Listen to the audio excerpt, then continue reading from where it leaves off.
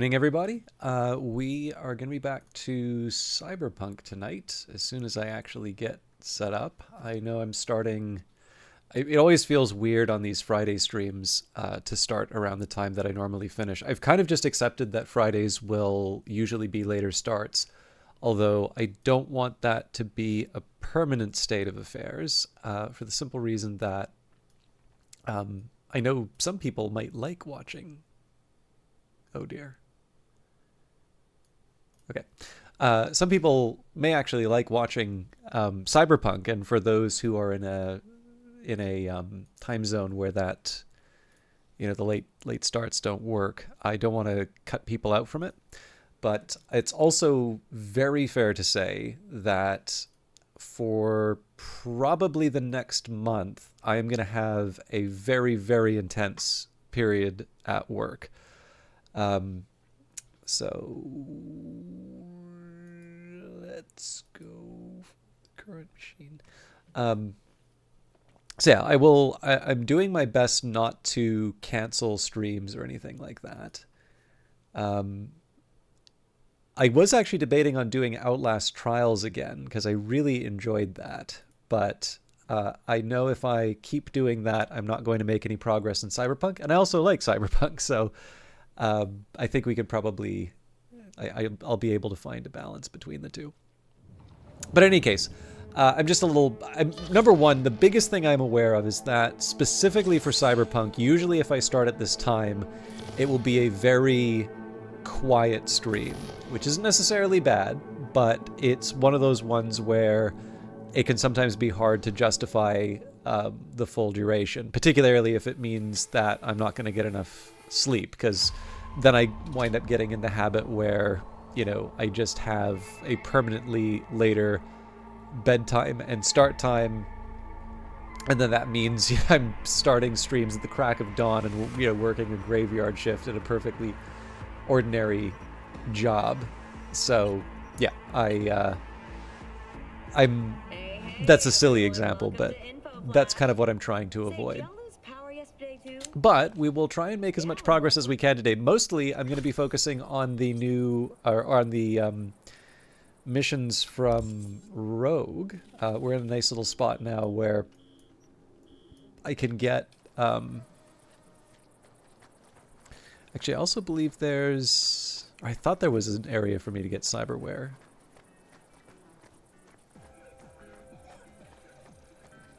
But yeah, we're going to focus on clearing some of those out, and then we may get to some story material. It kind of depends. Hi? You recommend any chrome in particular? Cyber implantation's like buying shoes. Everyone needs something different.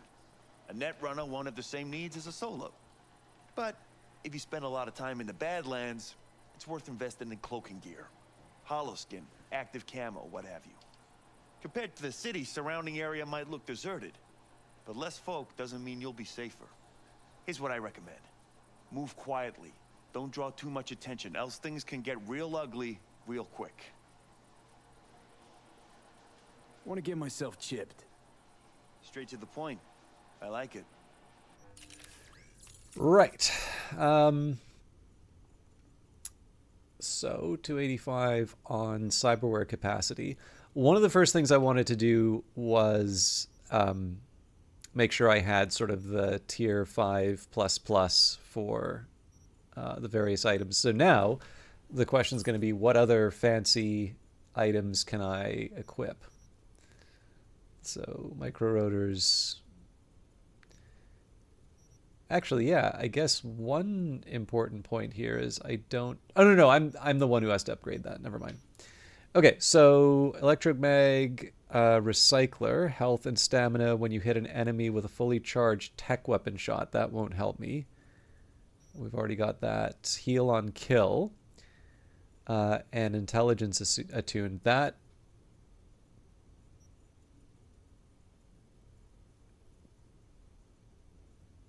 Yeah, I think heal on kill is the one to go for. Might as well do the upgrades. Okay.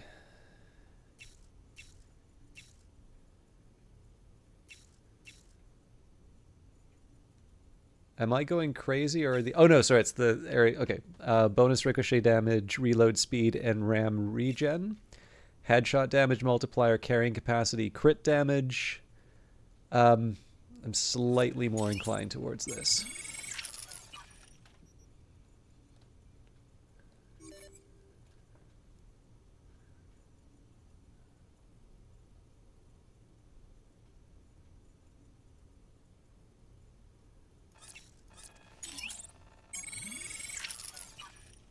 How you doing, Vanguard Master? All right.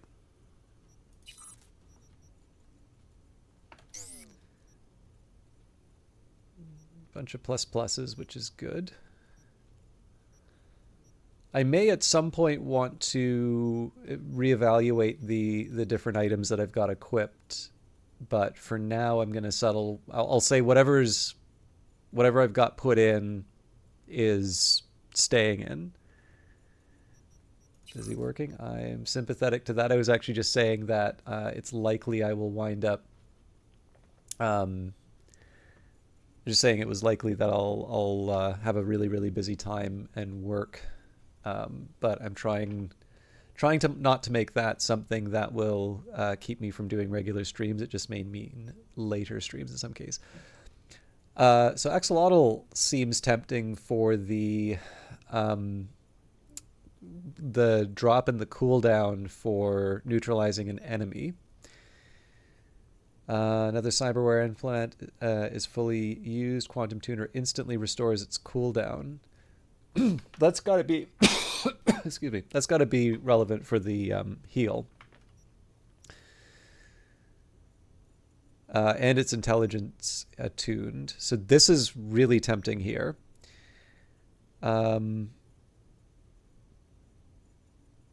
Right. So the biggest problem with this is how it reduces my max RAM.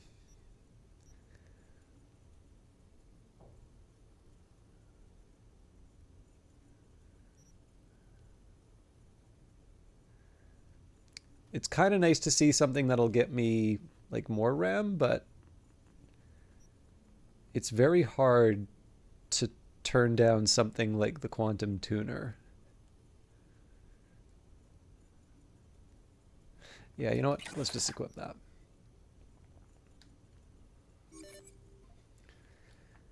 Okay. So this is the base that I start with. Health item, recharge speed, crit chance, and crit damage. I can adjust the headshot multiplier, but I think I like sticking with the features the Quantum Tuner has.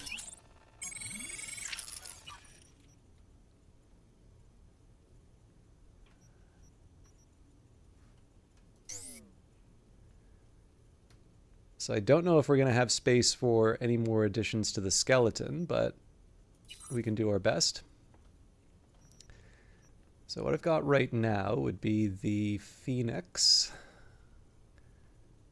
That's very good for the RAM regen, right? Dense marrow. Yeah, the Phoenix is definitely more appealing.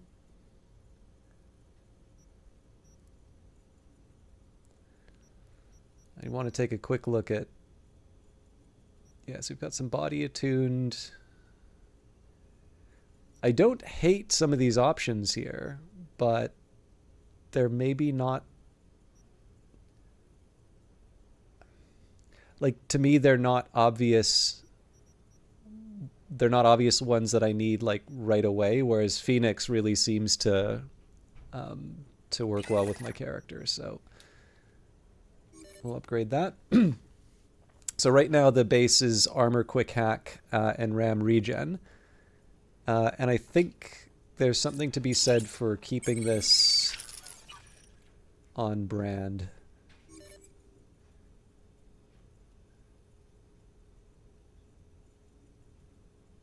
I'm actually genuinely curious what extra I get for upgrading this.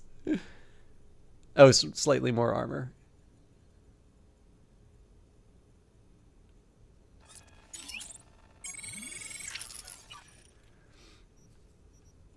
So yeah, I don't have. It looks like I need Edge Runner to go any further on my upgrades, but honestly, this is not. This is not a hardship.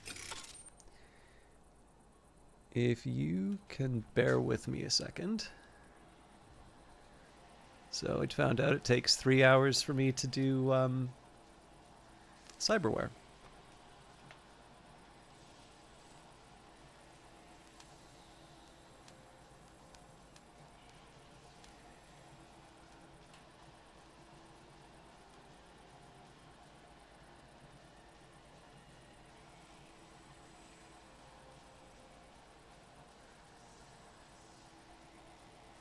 Okay, cool.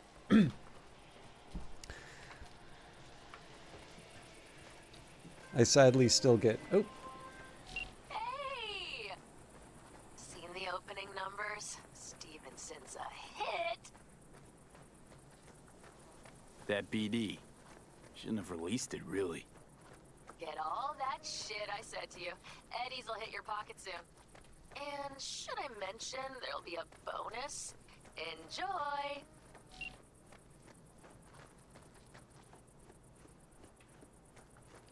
Now I'll just double check. When I look at my display on the other monitor, it's actually quite choppy. When I look at my screen, it's smooth. This is not a lot of money.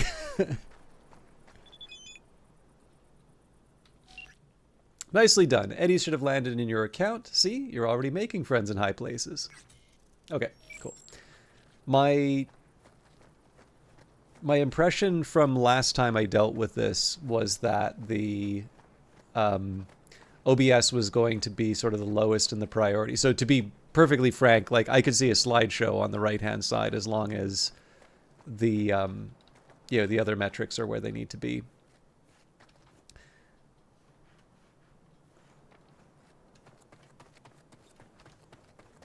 My car.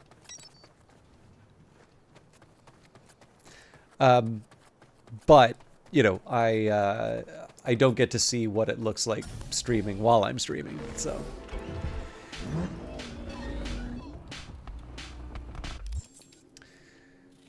All right. Just double checking that I'm not, yeah.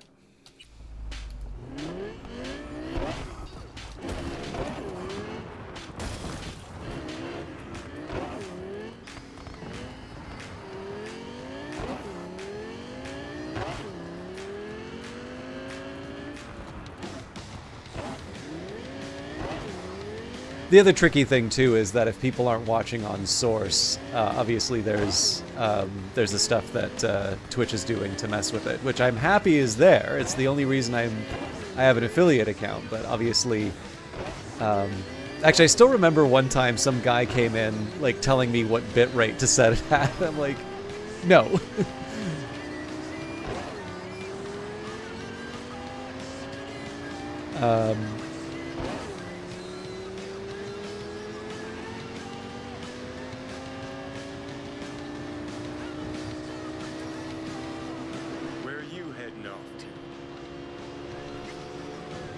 Well, this is what being a cyberpunk is all about, not following the rules, Vanguard Master.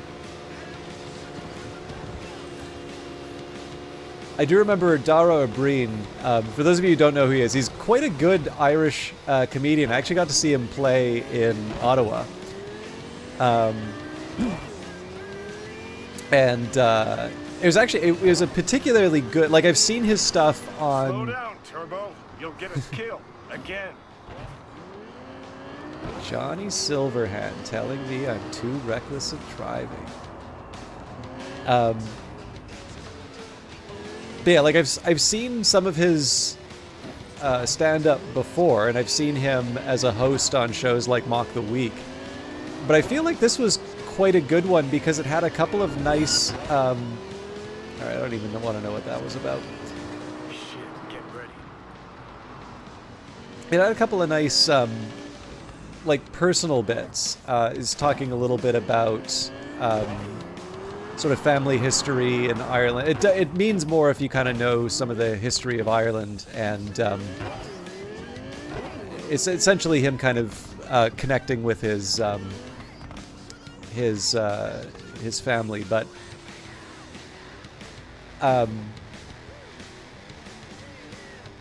God, why did I even start talking about Dara Ó Briain? Oh, right. So he was talking about, he's quite a gamer too. There's one thing I'll never get about the Corpo psyche. They got it all. Power, prestige, Scrooge levels of eddies, and they still act like complete gonks. Take my client, for instance. Some hotshot from Kang Tao went and got wasted in Arroyo. Then, well, Arroyo wasted him back. He's alive, but lost something valuable, whatever that means to these people. I need to find it before his overlords catch wind of it. Get to work. Details attached.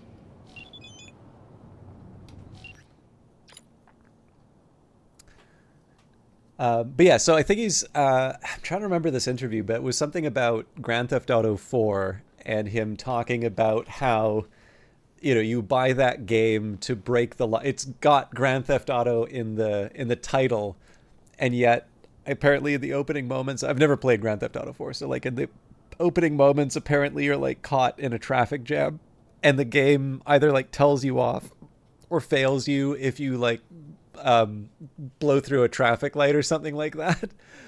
So obviously I'm not going to try and redo that's probably, there's two things that I've never seen anybody be able to pull off, no matter how charismatic they are, and that's quoting Monty Python sketches. It is never as funny as Python doing it. Like, it's fun. You can totally out yourself as a nerd. I'll be with you there. But I've always found that the nerds who are laughing at the Python skit are laughing at the memory of it and never the individual's reenactment. And then the other one is effectively quoting stand-up material or comedians. And again, it's because the comedian has spent a very long time. I guess the analogy would be, you know, watching basketball players play basketball will not equip you to do what basketball players do. There's something about that delivery, and so I know better than just to try. Maybe there are people who can do a good approximation of a comedian, but I sadly just can't even say what program it was where he talked about traffic jams in Grand Theft Auto. It was very funny, though. All right. Search and recover. Retrieve Kang Tao shard stolen from Carl Ginsky. Hargreave Street. This is all I know. Some guy named Carl Ginsky started with a Merlot in City Center and ended with jello shots at a dive in Santo Domingo. Classic case. Everybody's got to get fucked up from time to time, know what I'm saying? As long as you do it smart. Problem is, Carl's brain had more than a 0.23 BAC. It also had a shard. And on that shard lies corporate data. The top secret kind. The kind you don't talk about. So a rusted gut, plastered suit, stumbling through Santo Domingo with some platinum-plated shard. What could go wrong? They jumped on him so fast that the only thing he saw were 6th Street patches. If it weren't for the Deus Ex Machina that is trauma team, he'd probably be missing more than just his shard. Head over to where those Sixers are holed up and recover Ginsky's property. If the Kang Tao top brass finds out, even trauma team won't be able to save him. Oh, and be sure to contact Carl when you get the shard. You should give it straight to him.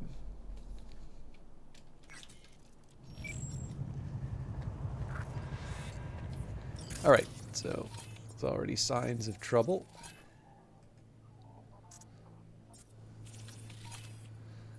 I'm going to assume that they will start beating me up as soon as I, yeah. Surely there is a... Oops. Don't mind me, sir.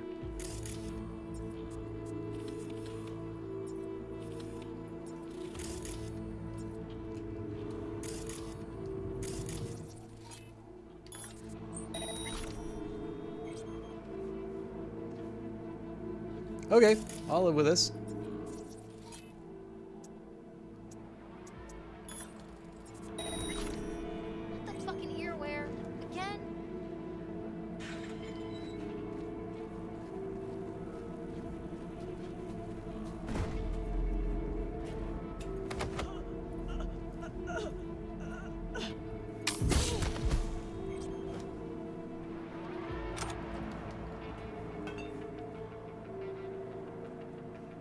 Okay, so just judging by those symbols on the map, I would expect that there's... Nope, you did not miss XCOM.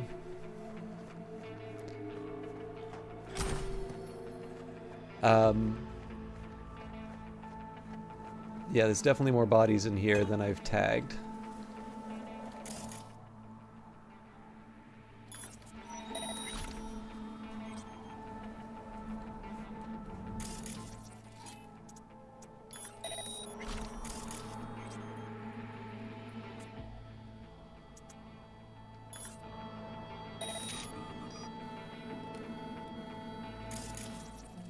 There we go.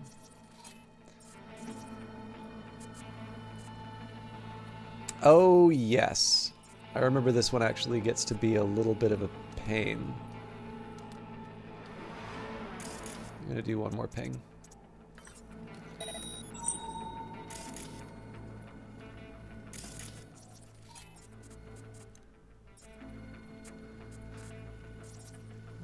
So not sure I can justify blowing any of my special abilities yet. I'll try and be somewhat clever in how I deal with this.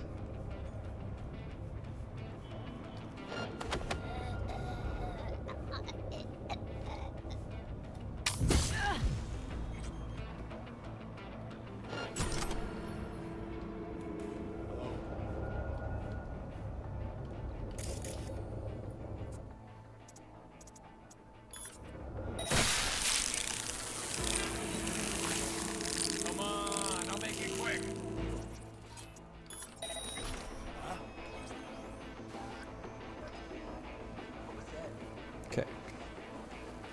I was hoping to avoid the alert, but I should be able to get through these folks quick.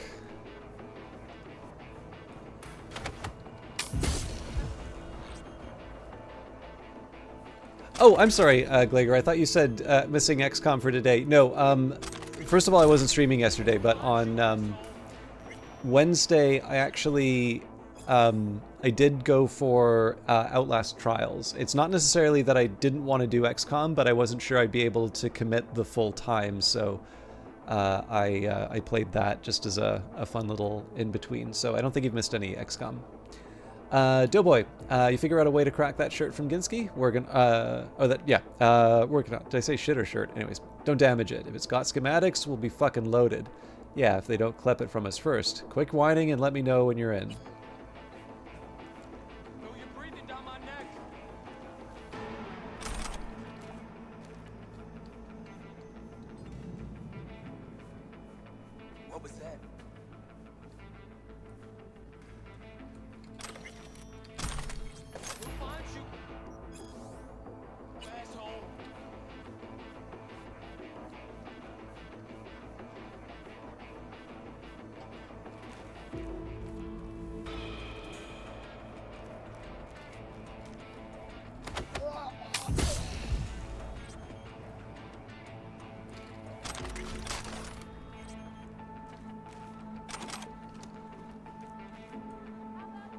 So I'll confess, I'm not 100% sure why I'm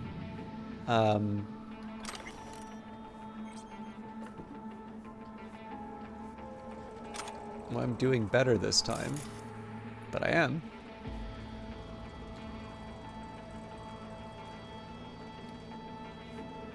Well. Night ass kicking report. Incident report. 1. Incident type, public disturbance resulting in a serious ass kicking and shard retrieval. Incident time around 2 a.m. Don't know, ain't fucking watchmaker.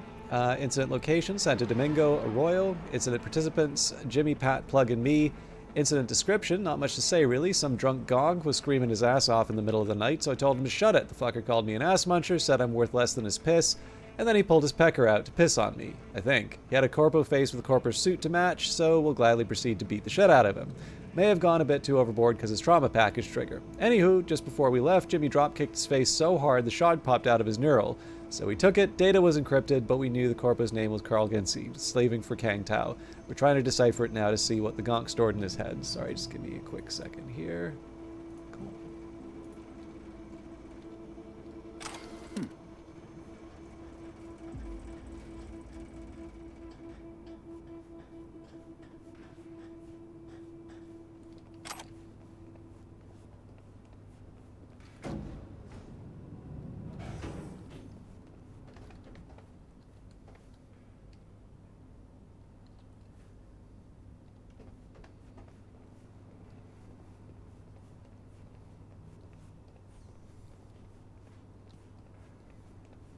Didn't even see the ladder.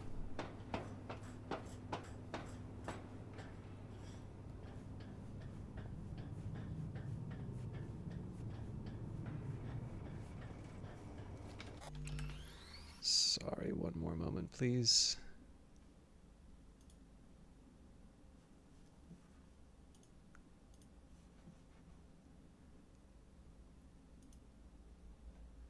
Masoabi, no need to apologize. Did I know you were in a master's program? I feel like that's something you've mentioned before, and I just, I don't know, ran out of storage space. But yeah, no, I am sympathetic. I started streaming when I was in grad school. So definitely get the sleep. The one thing I will actually say, so I don't think I necessarily overdid it on gaming or streaming, but the biggest thing for me was that, and I don't know if this is true for others, but excellent. But yeah, for me, I think one of the biggest reflections that I have is like, I did well. I don't think there's a question of like, poor performance or anything like that. But I also know I could have done, like, there's that difference between doing a good job and killing it.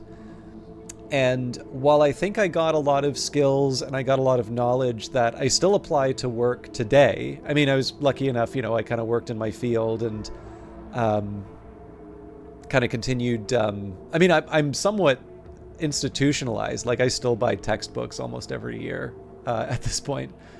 But what I will say is that with hindsight, because I'd sort of gone through undergrad, and especially when you're sort of getting near the end of the undergrad, it's sort of like, okay, like, is it really important to try and get that 100%? Or, like, I've been doing this for a couple years now, and for me, like, I'd actually run, I'd also run through the summer, so, and I was working at the time, so definitely running hot for a long period of time. But I think the biggest one for me is that, again, like, I didn't necessarily do poorly, but I think I definitely could have killed it. And I think in the end, as much as I liked the streaming, and that's given me wonderful opportunities here, I'm obviously still doing it, and as far as the general life stuff is concerned, it would be very hard for me to complain with the hand that I've been dealt. I think the biggest thing for me is that, like, whether it's watching Twitch or streaming on Twitch or playing games in general, I've never felt, oh, I should have played more. Like, and if anything, it's very much, did I really need to play that much Dota? Like, how much better would I have been, if I really went it? Because I will tell you, even for some of the upper level courses, I did not study as hard as I could have for some midterms and even a final in some cases. And again, I did well, right? Like, particularly the program I was in, like, those had some pretty strict admission requirements. But the thing is, I've also interacted, whether it's on Reddit or with other people, like, I've not necessarily, I wasn't necessarily the top of the class in terms of the grades.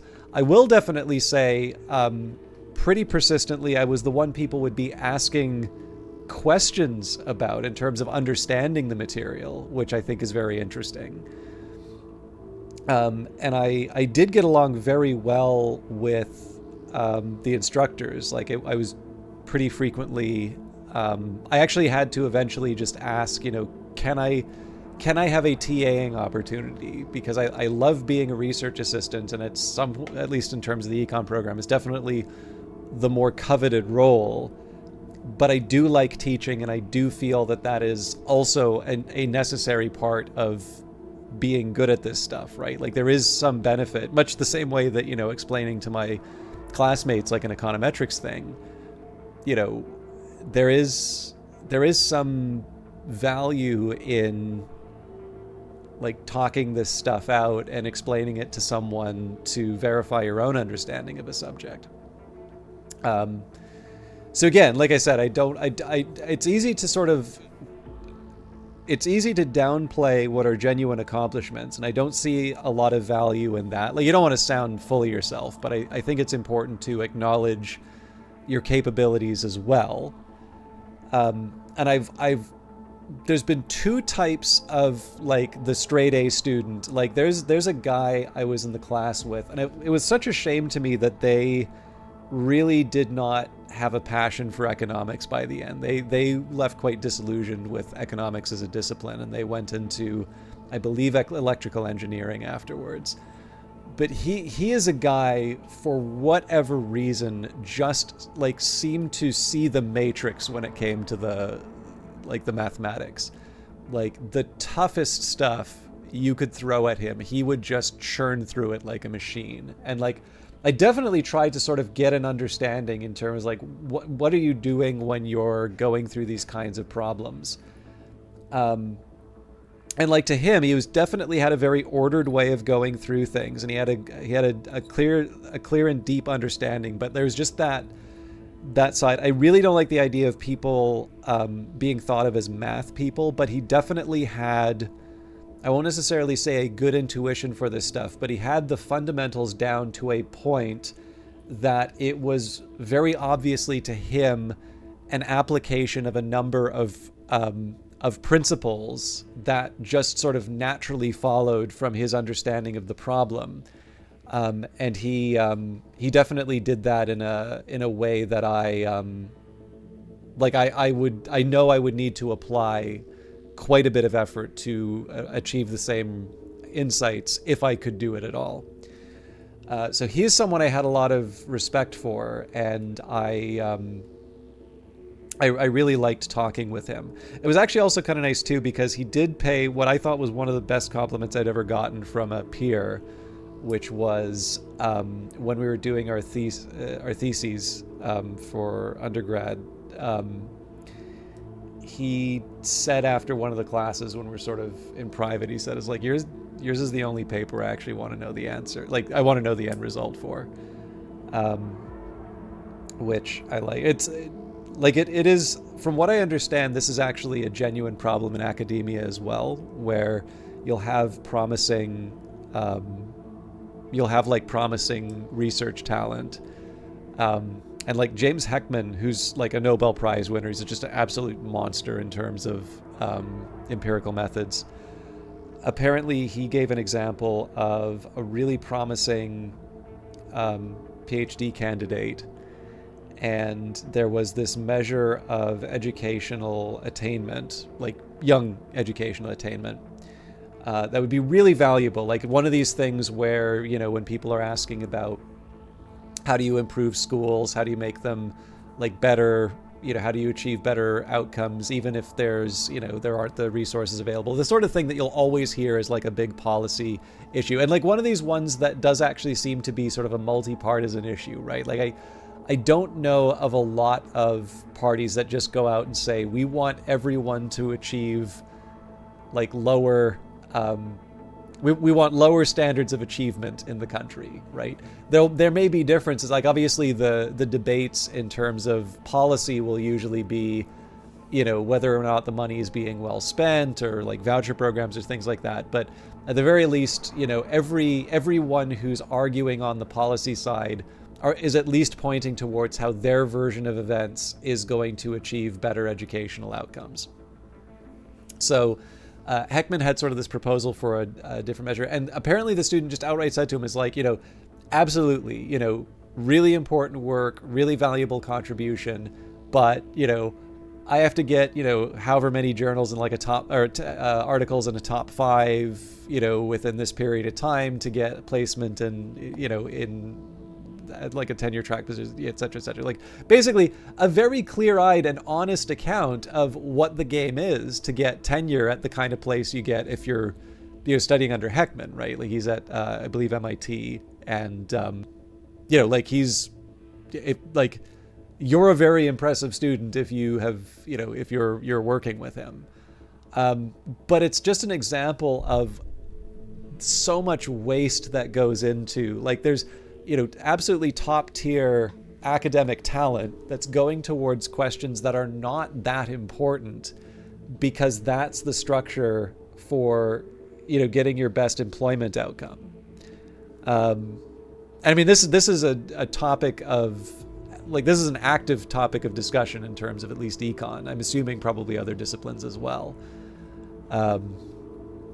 But anyways, sorry. So like that's an example here, right? Where obviously in undergrad, I'm not even remotely close to that kind of material, but even the seeds of that was starting in the honors program, where it's a bunch of people who are just sort of doing something to get the points rather than to like ask an interesting question and I mean, in my view, more importantly, fail. I think there does need to be that chance of failure, otherwise, like, why bother, right? So anyways, so that's the positive example of like the superstar student. But I've also found a couple of people who just seem to be very, very good at assignments, like seem to be completely empty-headed when it comes to the subject matter, but like they have calibrated in a like borderline impressive way, to do the tests well, to do the homework well, to do everything that the institution requires of them except learn. And of course, these are always going to be the ones who have like really bold statements in terms of like a very good textbook, oh, that one isn't good. Yeah, of course it is, chances are it's because it's the one that doesn't have like the easy formula for success or not. And I'm probably overdoing it in terms of, in terms of turning them into like the antagonist in this story. Like, I don't know, maybe they are actually a genuinely impressive researcher and I'm just mad because, I didn't like talking to them on the internet or something. But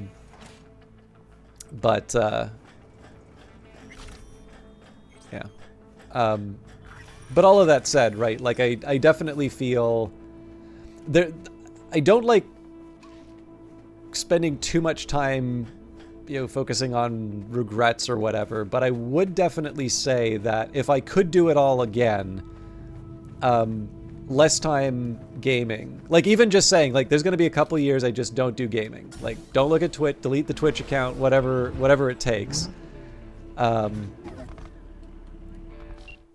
Focus on study, because, what other opportunity? I mean, maybe with the local universities here, if I asked nicely, I'd be able to sort of drop by the seminars and like listen in as long as I'm not too disruptive. But for the most part, it's all been self-directed. And, obviously that limited period of time, I potentially could have made more out of it.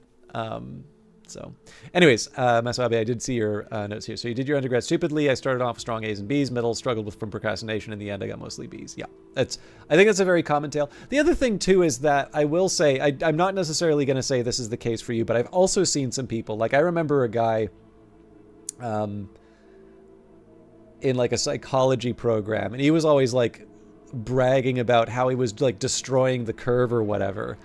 But it was because like he spent a really long time in like the lower level course. Like it was all 100 and 200. And like as soon as he hits a 300 or 400 level course, like all of a sudden, the like the posts aren't quite as cocksure anymore. Like it's, like, yeah, this stuff actually gets hard, right? It's when you're taking a course with no prerequisites, it's easy to oh,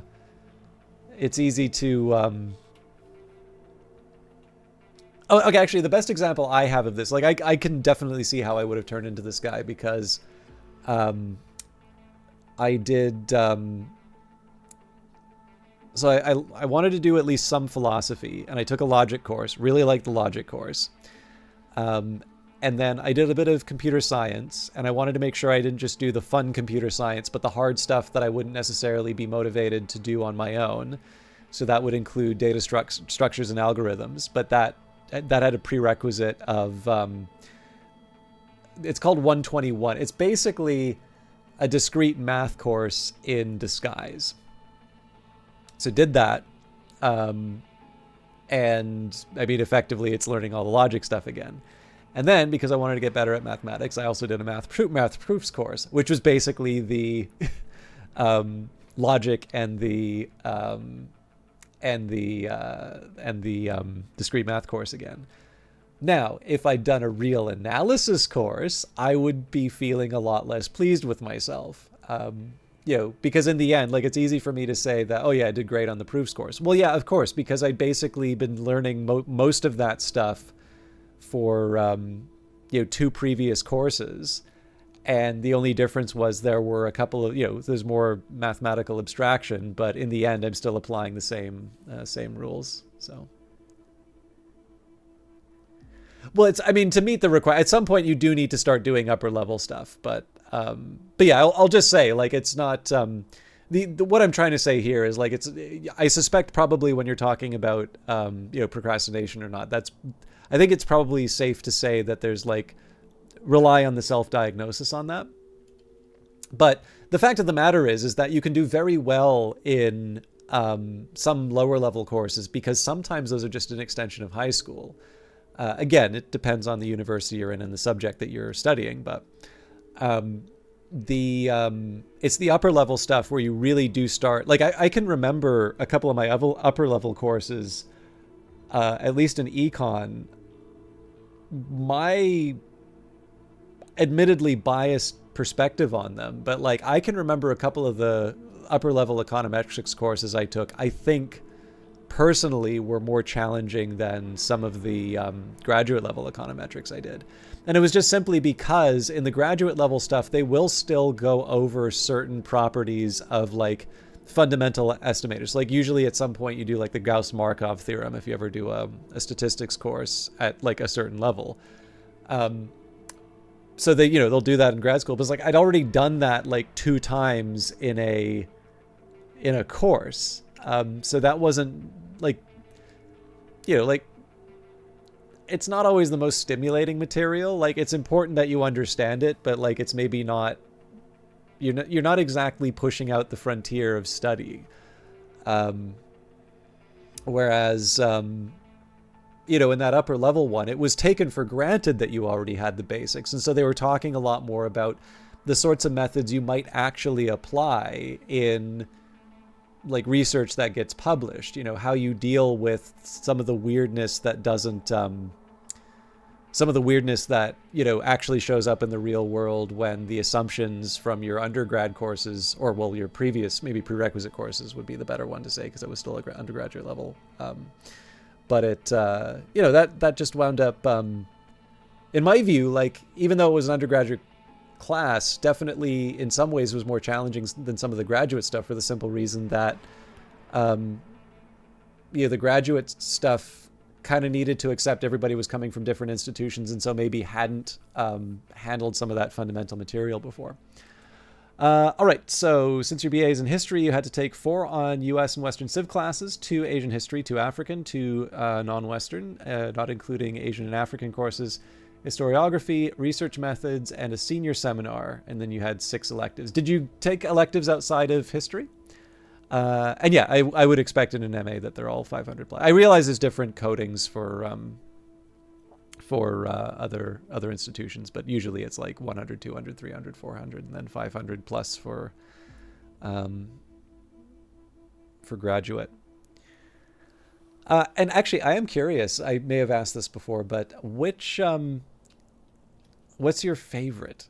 Do you have a favorite or something that gets your... Obviously, the Roman Empire, we're all required to, think of that a certain number of times a week, but... Got the data. What now? Good. Very good. We should meet as soon as possible. There's a place I know where... Hold on. Sending you the coordinates. See you soon, then. Don't wait. Hurry.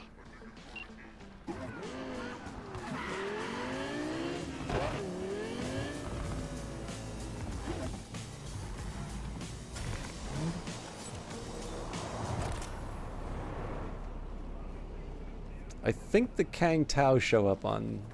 Or Kang Tao or 6th Street show up Thank God you're here. Eddie's, Carl. Right, right. Here.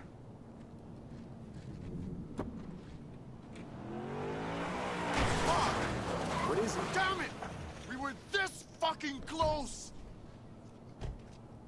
No! Fuck! Please! No!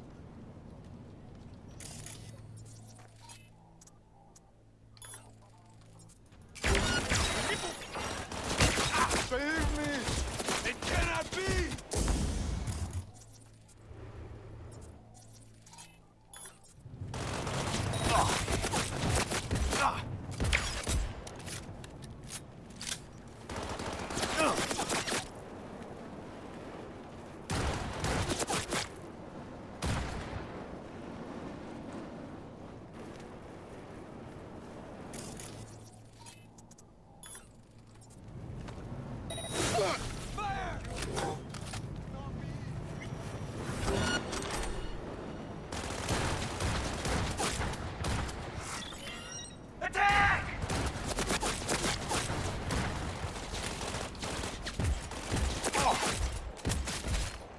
That was a lot easier than the last time I remember doing this. There may also be like a confrontation, but I did see him. It looked like he drew a weapon, so I didn't want to. I didn't want to risk the reset. You fucking... So to speak. Oh. Best if you hand over the Eddies and duck the fuck out. I wish I knew what he said.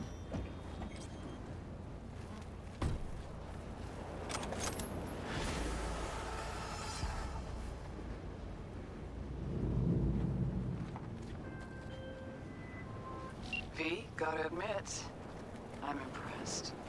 Things got dicey at the end there. Could have gone tits up in a hurry. But hey, client's still breathing and so are you. I'll arrange a safe house for Carl to sit tight in. Guessing he'll gladly front the extra bill. Slick work, really.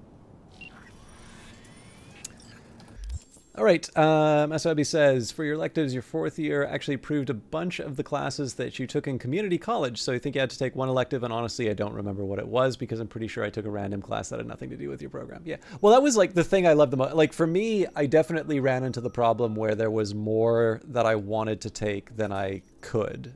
I mean, if I could, I would, spend a decade in university and just, learn learn as many subjects as I could. But, and like, I don't know, I feel like there's a way that you can come about that honestly. Like, there's just a whole lot of really interesting things to learn.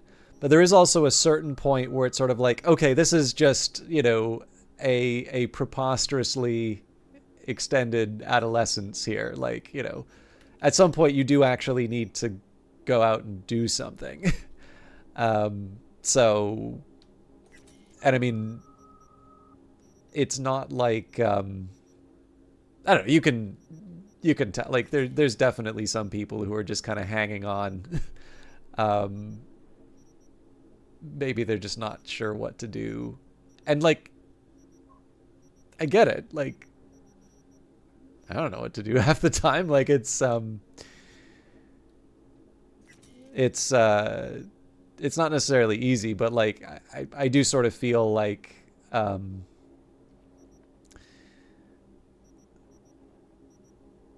putting it off probably isn't the answer is maybe the best that I can say for someone like that. So, like, I didn't do more than was required, but where I could, like, I did sort of struggle sometimes to decide, like, what's the most interesting set of electives that I can take. I think the one thing I did do, there was one course where I felt like I knew it was important for some of the upper level study, and I felt like I really felt like I needed a better, I mean, number one, it would be good to like get the better grade.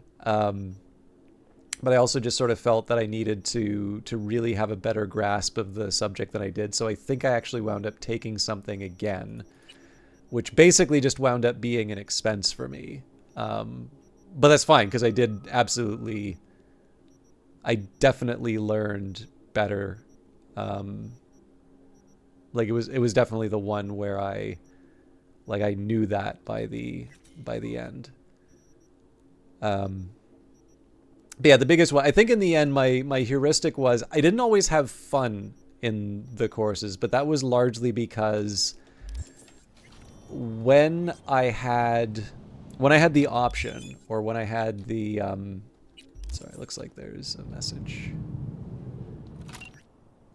You go overboard once, just once, and your life turns to shit. I'm done, V, but at least my heart's still beating, and I have you to thank for it.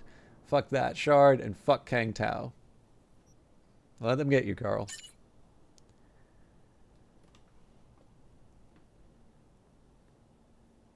What was I going to say? But yeah, I don't know. Like in the end, the heuristic for me was, if there's a course that I want to take because it seems like really fun or I'm interested in it, and then there's one which is quite challenging, or it's one that, like, it's one that I really think I'm going to need to be motivated to do. I would always take that one, because there is something motivating about like a midterm, right? So for instance, I've got what is it?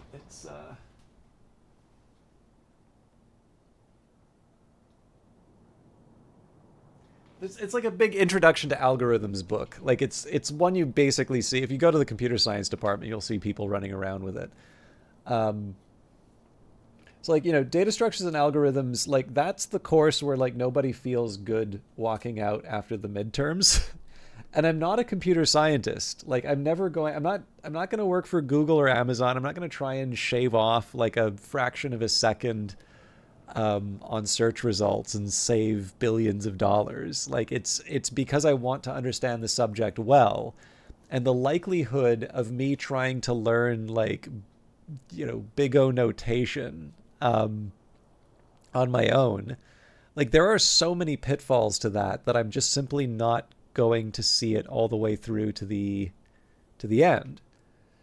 But I also remember, like, I took an ethics course because it was available. The course I actually wanted to take was a political philosophy course. And the problem with the political philosophy course was, during the period you could add and drop courses, there was a student who, had a very particular set of political beliefs, and they wanted to make sure that everyone knew them. And the class discussion was effectively devoted to this person having a platform to make sure that everybody else knew what the, how the world worked. And while in the first couple of classes, it seems like the prof, like made at least a token gesture to trying to have more voices speak.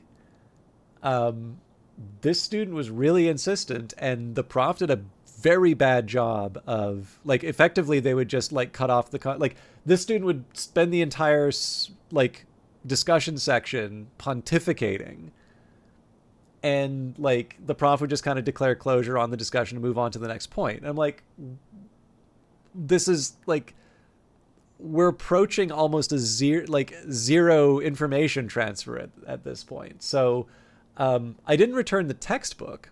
I kept the textbook. I actually see it on the shelf beside me right now. But like, that was a course that I wanted to take, and largely out of interest and fun for it. I've never taken a political philosophy course in university for that very reason. Like, the one opportunity that I had where it fit in my schedule was ruined by this jackass. But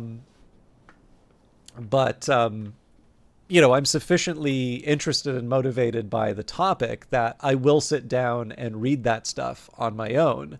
Whereas again, like, I'll read that algorithms book now because I have the foundations, but I probably wouldn't have tried to learn any of that stuff if I just, cracked open the Python manual. Like if you've ever wanted to learn Python and you've never done it, check the documentation. The Python tutorial is actually pretty good, and I've had people ask me multiple times how to learn Python. It's like, did you try the tutorial? It's like, no. It's like, well, try that.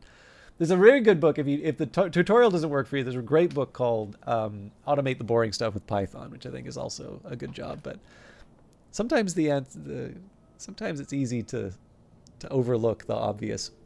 But yeah, anyways, for what it's worth, that was kind of how I got through classes. Is that like if it felt like it's something I wouldn't be able to pick up on my own, I would take that one over the fun one.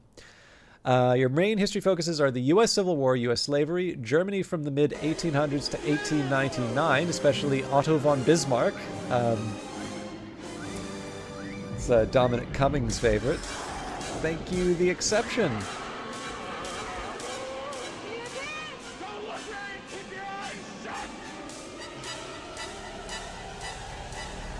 Imperial Russia under Nicholas II. I believe that was actually a favorite of my dad's. He seemed quite, he definitely seemed quite captivated by the last Tsar. And the antebellum period of the South. That's quite broad. But thank you very much, The Exception. Very good to see you. Sorry, I'm ranting about school. This is like one of the ones that it doesn't take a whole lot to get me to rant on things, but school is definitely one which is easy for me to go overboard with.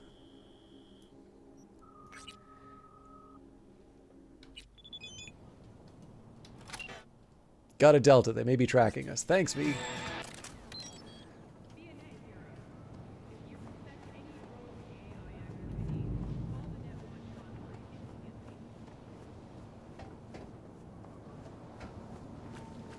I wonder what the story here is.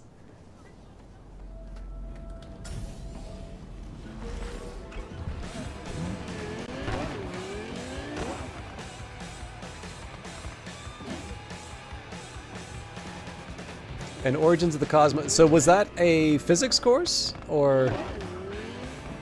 That is actually one thing I kind of regret. I wish I took a few more hard sciences. My second best was going to be to try and get some of those Shams guides, but I went to the local university. Well, there's more than one, but like I went to the university that was closest to work. I remember when I went to my school bookstore, which admittedly is not the same as the one that I went to here, they would have an actual like book section. So it was a bookstore in addition to having like the textbooks. And then there'd also be like the school merch, because of course you want to get like a, UBC hoodie and stuff like that. But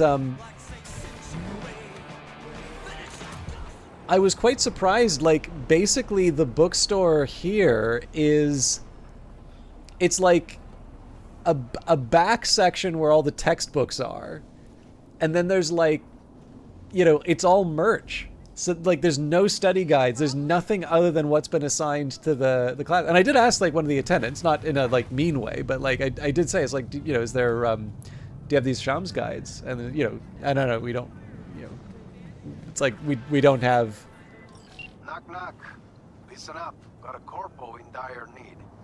Our boy, he got sick. Ended up in a wheelchair. Now he's reaching for his boss's fat wallet. Now that I can get down with. But what do you say? Not about to leave him hanging, are we? Deeds attached. Yeah, I mean, like obviously they didn't see the value in carrying those books, but it's surprising to me, right? Like I actually struggle now. There's no shortage of bookstores in Ottawa, but it is definitely very samey. So there's an interesting independent one that I go to, but they'll have the stuff that's selling, right? So there's like a lot of, kind of romantasy and sort of young adult stuff like right at the front. And then because it's an independent bookstore, obviously it's going to be, there's going to be quite a bit of progress. Like they're not going to have like neoconservative political thought, you know, in the current affairs section, right? There's going to be sort of yeah, there's going to be like an astrology section. There's going to be, you know, gender and sexuality. There's going to be like a well-stocked poetry section. And I love going to places like that. There's interesting stuff. I got a collection of Alan Moore short stories from the place. But, you know, like, I'm not going to find a study guide there. In fact, I didn't even find Kurt Vonnegut in that store because it's an independent store. There's only so much that they can carry. The one thing I will do, though, is that we do have a chain. So for those of you that are not Canadian, our version of Barnes and Noble is called either Indigo or Chapters, depending on what part of the country you're in. And they're at a point now where they're selling fewer books. Like, again, the more and more of the store is taken up with merch. And, you know, the staff are like helpful, but their way of helping is to say, it's like, oh, well, we can just order that in for you. And I'm like, yeah, I can use Amazon too. Well, actually, I don't like Amazon, but, you know, like I can do online orders as well. The reason I come to the store is for like the thing I either need right away or, you know, to be in a bookstore, right? Like this is more than just a concrete building that turns pages into dollars.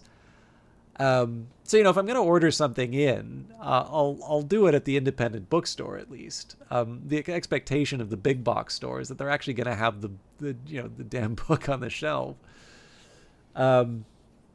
But I am actually finding like it used to I used to be able to rely, maybe this is just me missing Vancouver. I used to be able to rely on being able to find what I was looking for in at least one store. But yeah, for the most part now, for the stuff that I want to find, particularly if it's like I want to study something, I usually have to order it in, which is a shame. All right, you love history in general, go through phases so often. Like last year, you were all about Native American history and stories and world mythologies. That's actually, you'd like the civilized. Some people said it was Civilization Museum. I think it's the History Museum. That's at least how I know it. But there's definitely a good one for that in Ottawa, or technically Gatineau. Origins of the Cosmos was sort of the basic introductions to the makeup of the different objects in the universe and how they impact or influence each other. You wouldn't say it was a physics class because the math was very limited. Well, I mean, you don't have, like, definitely if you want to do it well, you need to do it in mathematics. But I feel like you could probably do, like, a like, introductory cosmology course. Like, okay, you know, you can read Stephen Hawking and there's not going to be a lot of equations in it. Now you're not going to be contributing to physics, like you're not going to be working at CERN, but you know, I feel there's a way of approaching that subject in a, you know, in a non-mathematical way.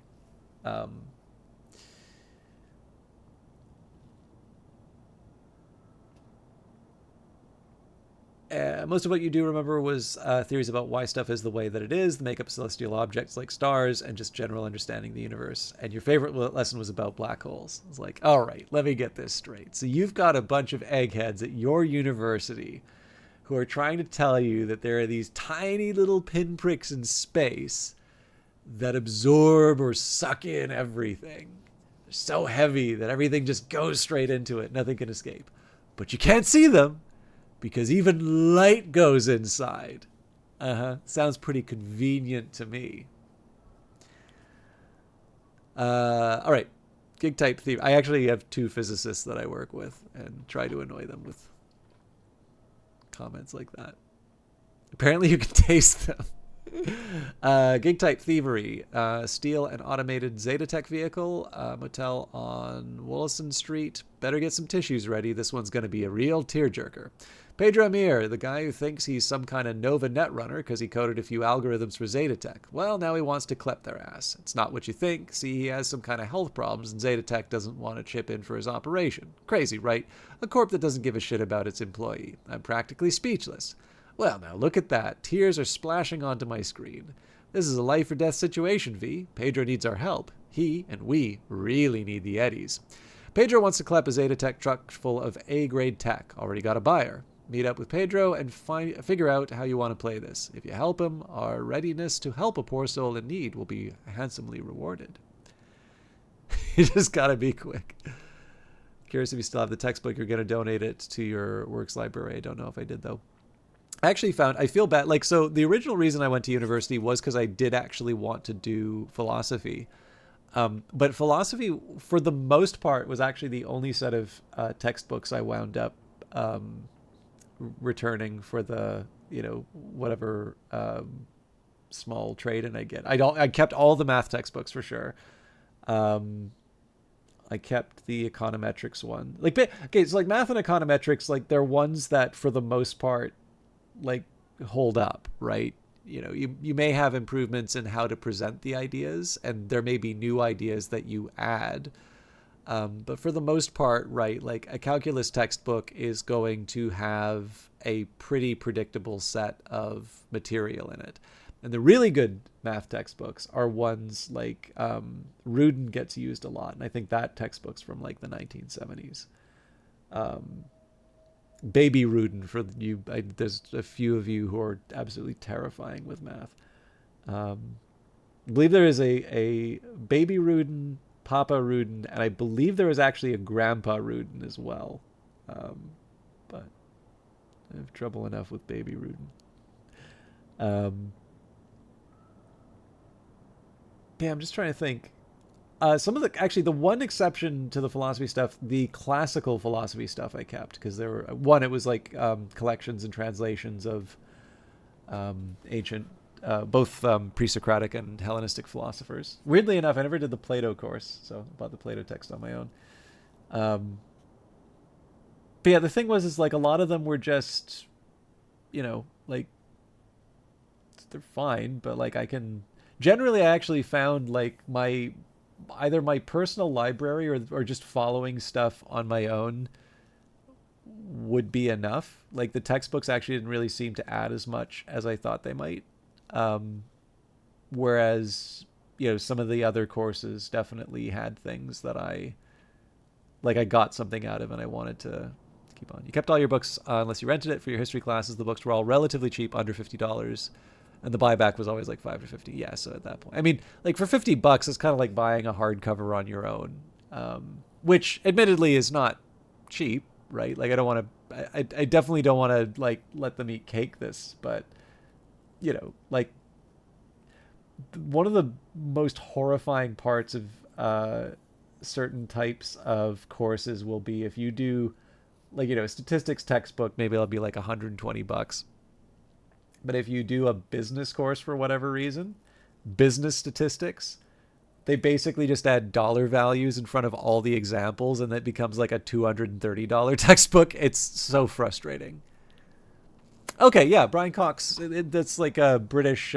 He's like a science presenter. If I'm like, I understand he's also like he is like a professor, but I think he's definitely like a popular science presenter for the. I don't want to say the BBC, but definitely he's done a few British programs. Actually, wasn't he on one of the Philomena Kunk episodes? V, thanks for having my back during that shouting match between me and Saul. I was so livid I couldn't even remember what I said. I just hope you didn't catch any stray venom because of me. And nothing about what I told you made you feel a little uncomfortable? You know what I mean. Everything's fine. I miss you. Well, so do I. It's just, I'm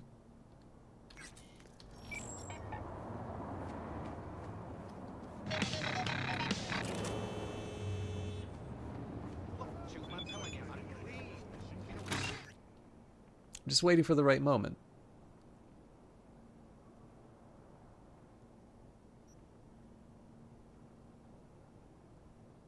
Not trying to put any pressure on you. Or wait, should I? No pressure.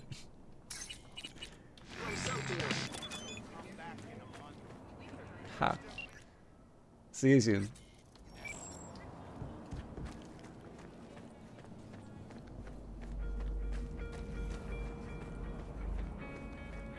Oh, here's a this is a fun thing I found out. I believe it is called the Chaos Monkey. Did El Capitan send you?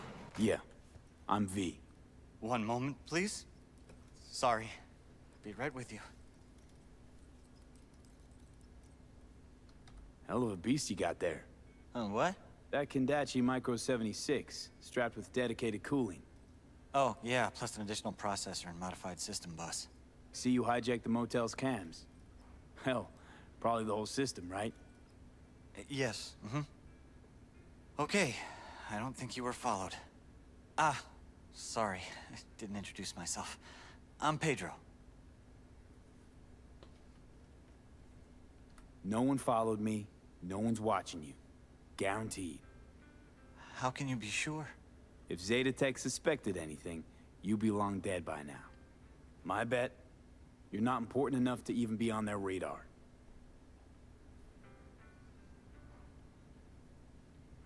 El Cap tells me you're running a jump. Could use some help.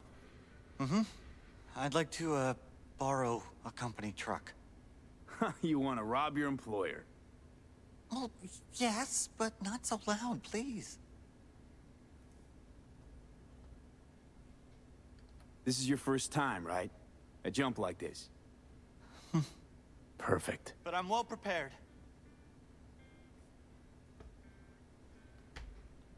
This is an act of war against a megacorp.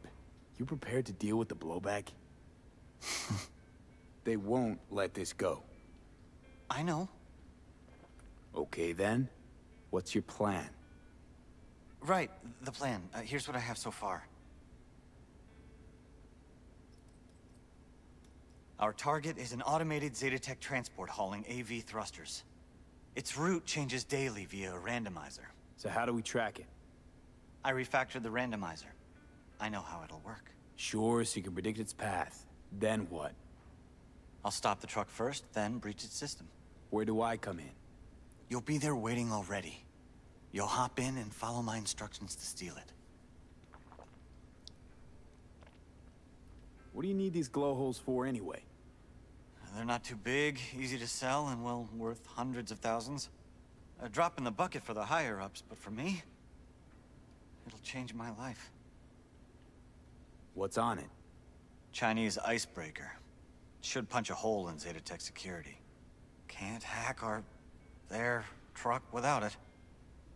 Where should I wait for the truck? Place called Kenmore Cafe, up front. The truck should drive by around 5 p.m. every day for the next few days. I'll call once you're there. Pedro, let me be real for a sec. You're clearly not the rebel type. Why do this? I'd rather not talk about it. All right, no worries. Thanks.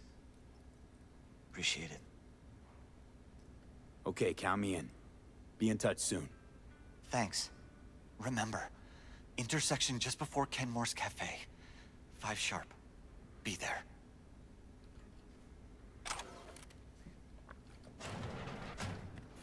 Anyway, yeah, so have any of you heard of Chaos Monkey or from Netflix? I don't believe they innovated the overall concept, but I believe this is an open source tool that you can use, and I think they definitely implemented this in a pretty surprising way, I'll say.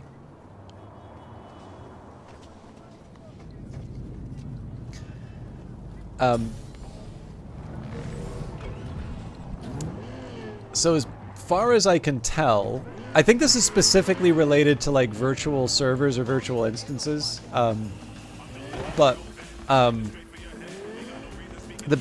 The best way for me to articulate it would be to say that you imagine Netflix, right? It's about streaming bits to your home, specifically ones related to television shows, films.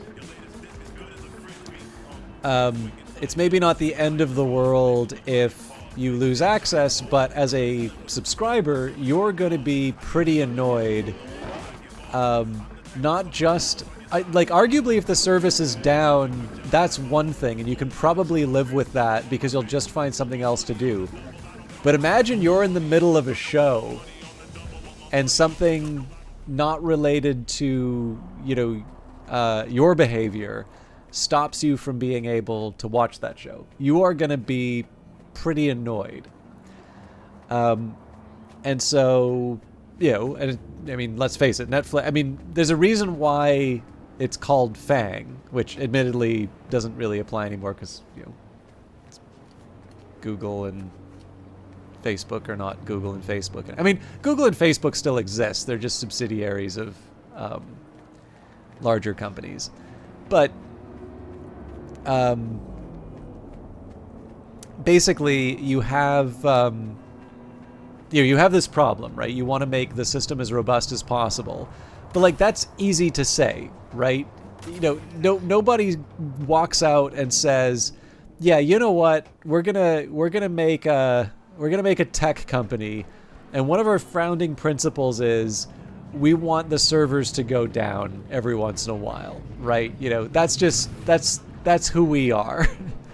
Everybody wants, maximum uptime. Everybody wants a robust system. The question is how you get there. That's, really hard. Sounds like Roger's internet. I am an unhappy customer to Revive Snow. I am, honestly, I'm waiting till either I move or I just get, a day to myself. It is going to be the happiest day when I tell him to take a hike. It is really just because I cannot wait for a tech to come and set up an alternative. And I'm sure I'll hate my other ISP as well, but Rogers has just completely shit the bed in a way that it will take a substantial discount for me to ever consider returning. They've lost my business for sure when I switch over. The question is how deep does the discount need to be to win me back? Past 2 weeks, you've had so many disconnections. Yeah, you know what? Here's the crazy thing for me, right? Now, the last time I called them to try and get something fixed, they genuinely would not do anything unless I changed my plan. They actually wanted me to buy another product with them before they would fix anything. I was like, this is completely unacceptable. So, yeah. I mean, obviously the internet's working now, so I'm not gonna, I'm getting by. But the first chance I get to drop them, it is, I'm taking it. Like I said, though, I'm gonna be running hot for at least a month, work-wise. So maybe that'll be my my Christmas present to myself, getting rid of my ISP. Anyway, sorry, I was talking about this Chaos Monkey stuff. So. Netflix has a fascinating solution to this robustness problem, right? Again, in the end, I think the thing is it's largely about incentives. Even for something like Azure or AWS, right? So AWS is a great example because we just recently had AWS going down, and so a lot of, very popular sites were inaccessible because of something that went wrong. And I think it was the North Carolina did. There's one center in AWS that always seems to be the one that takes down large swaths of the internet.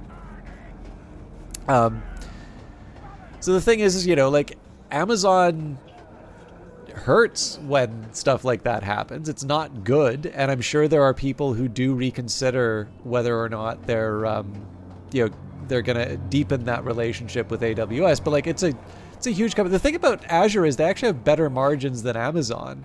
And I think that's largely because you can do the added value of sell the Microsoft product on top of it. So the thing is that AWS does have a really privileged place on the internet, and they are actually one of the more low-cost options you can go for. Again, depending on certain factors. So the thing is that Amazon prides itself on having a very high uptime, but the fact of the matter is they are not going to put an infinite amount of money towards reducing that downtime. There is going to be a certain point at which they will accept there's going to be a problem at some indeterminate point in the future, and there's going to be some the recovery will not be instantaneous, let's say. So then the question is, how does Netflix handle this? And that's where the Chaos Monkey comes in. So the version I heard, I do kind of want to verify this because this sounds crazy to me. But I also kind of understand, like, this is how... Presumably this is the only way this sort of thing can work. But apparently the Chaos Monkey will go through Netflix's infrastructure, and at any point, it can randomly choose one part of the system to just shut down. This can happen at any time. And again, I'm like, really? They do that on their live? Like, the stuff that's serving stuff right now, they're actually willing to have that go down. But apparently, like, the reason why I kind of believe that this can be true is that they have to build a system that by design they know will shut off, like random parts will shut off at any point. And so it's constructed in such a way that, you know, that single point of failure can't bring down the whole system. So I imagine there's like no, I imagine like zero downtime is impossible for any company to hit. But this is a tool that they make available to everyone. But the basic idea is that Netflix is built and committed to this idea of resilient systems, so much so that they actually have the Chaos Monkey running through their systems, randomly unplugging things in a metaphorical sense. So, anyways, that was the Vanguard Master mentioning infinite monkeys. Made me think of that.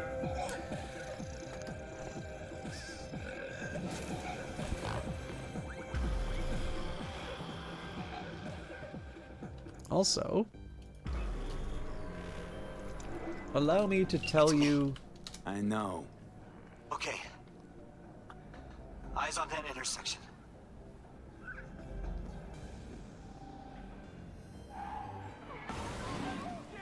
Go! To the truck now!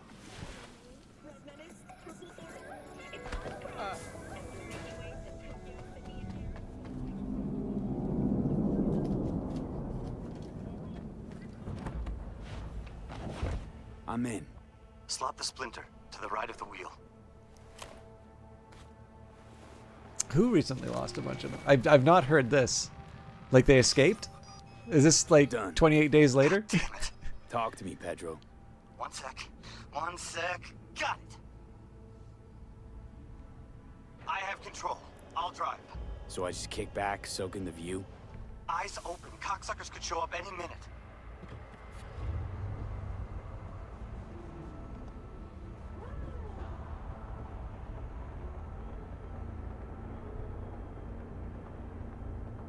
While I wait. So anyways, I did shout out Revive Snow for those of you who have not seen it. Fellow Canadian broadcaster. Easy, Pedro.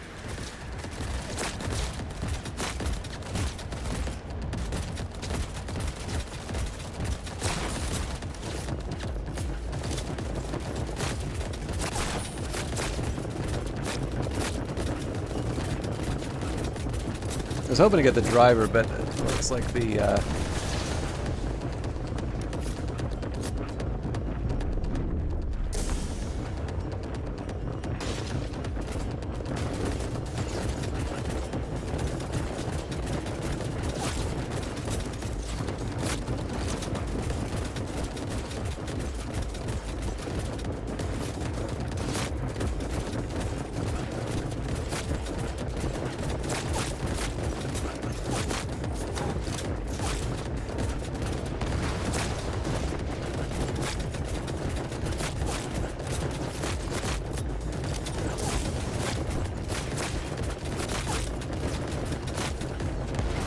Right.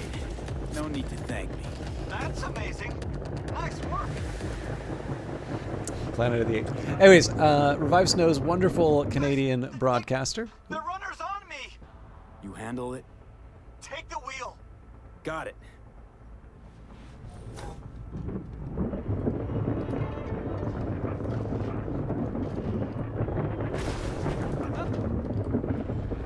You all right there?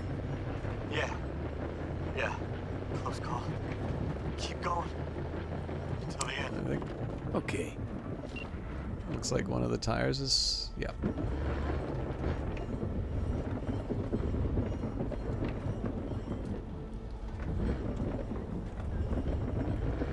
It does make it a pain to drive. What have you been playing recently, Revive Snow? I thought I saw you doing Beat Saber, but I don't think that was the most recent thing you were playing.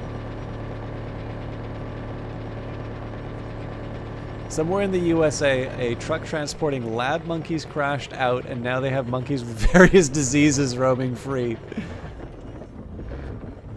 This definitely feels like the start to 28 Days Later.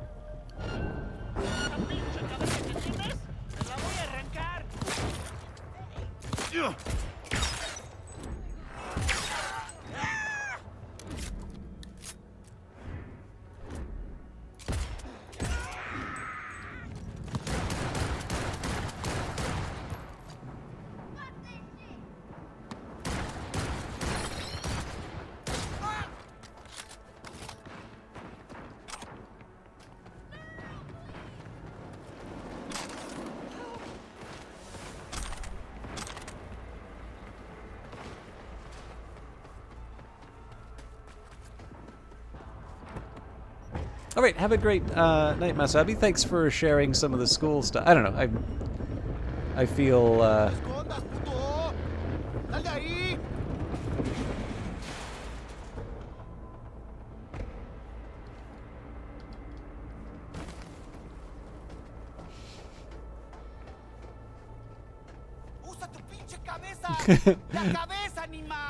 Are we on the same side?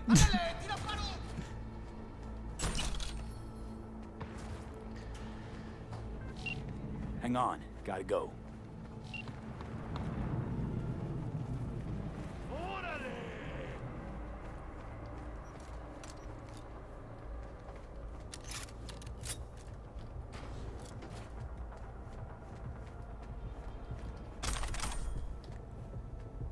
I mean, there's something, to me, there's something quite exciting about hearing people's engagement with their, with subjects that they like. I mean, obviously, I have my own interests and my own sort of appeals. And I spent a bunch of time talking about my own experiences of school. But, Safe travel. Got a Delta. Later. Something weird's going on here.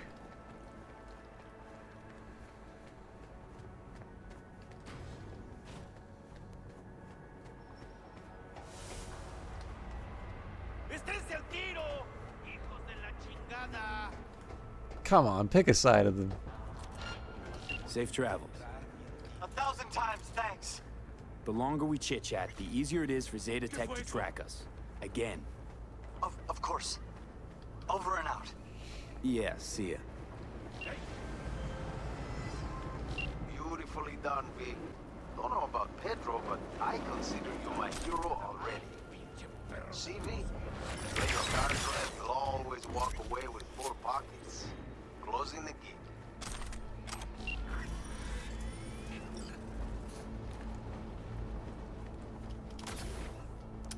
All right, bunch of Rhythm VR games. Necessi. Now, I don't know what Necessi is. I feel like I've seen the title before, but and also I think that was the last. Yep, El Capitan. He may have something for me. What else do we have here? And Space Marine 2, where your recent games, Rogers keeps disconnecting on you during streams. Shall we organize a protest outside their office?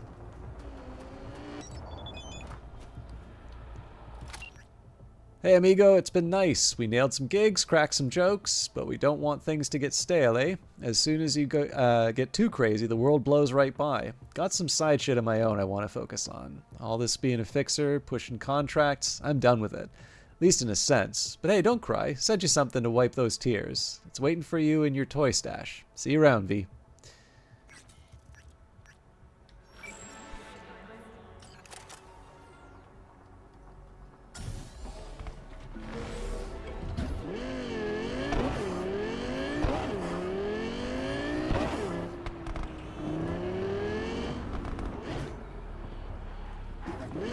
Yeah, for those of you that haven't seen it, by the way, I will say for Revive Snow, Man, did I miss you. I'm getting closer and closer to getting Space Marine 2 every time I watch Revive Snow play it.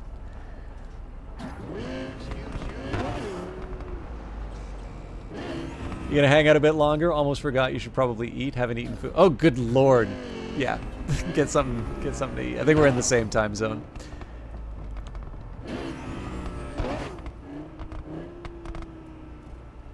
Yeah, no worries. I'm sorry it was such a broken up shout out, but hopefully most people are familiar with your stuff from here.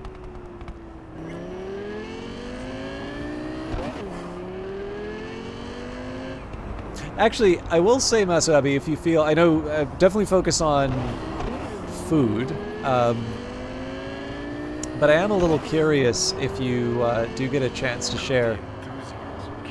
What do you think of the subreddit Ask Historians? I actually really like how strict they are on answers. Because I get it, like, I definitely have clowny tendencies, so there's a side of me that sees a lot of those questions, and I want to write something that I think is clever and literally nobody else is going to find funny. Hey, V, one more thing. When you talk to Panna, make sure to watch your tongue. She rarely opens up to anyone outside the family. Sticks and stones will break her bones, but words... Okay, thanks. Any other advice? Serious question. Don't use Reddit. Fair. You'll be fine. You're her type. Good luck. Hey, Joshy man, thank you for the sub or resub.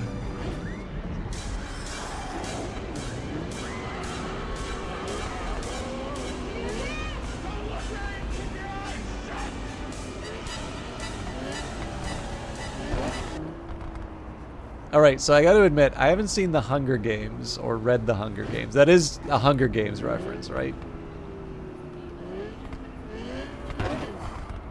This is, by the way, a really good car in this game. Okay, cool. I feel bad, like, there is a side of me... I'm not Don Draper, but I do feel like I should be on top of stuff. Like, it's, you know, it's a common enough reference that it would be nice if I had... at least some understanding of, you know, like common cultural references. But the one thing that does drive me a little crazy is the kind of writers group that I hang out with really like young adult fiction, and like it's obvious that it's the only thing that they read. So I feel like I have like an overload of it in terms of discussion topics, but like not the benefit of actually reading the stuff.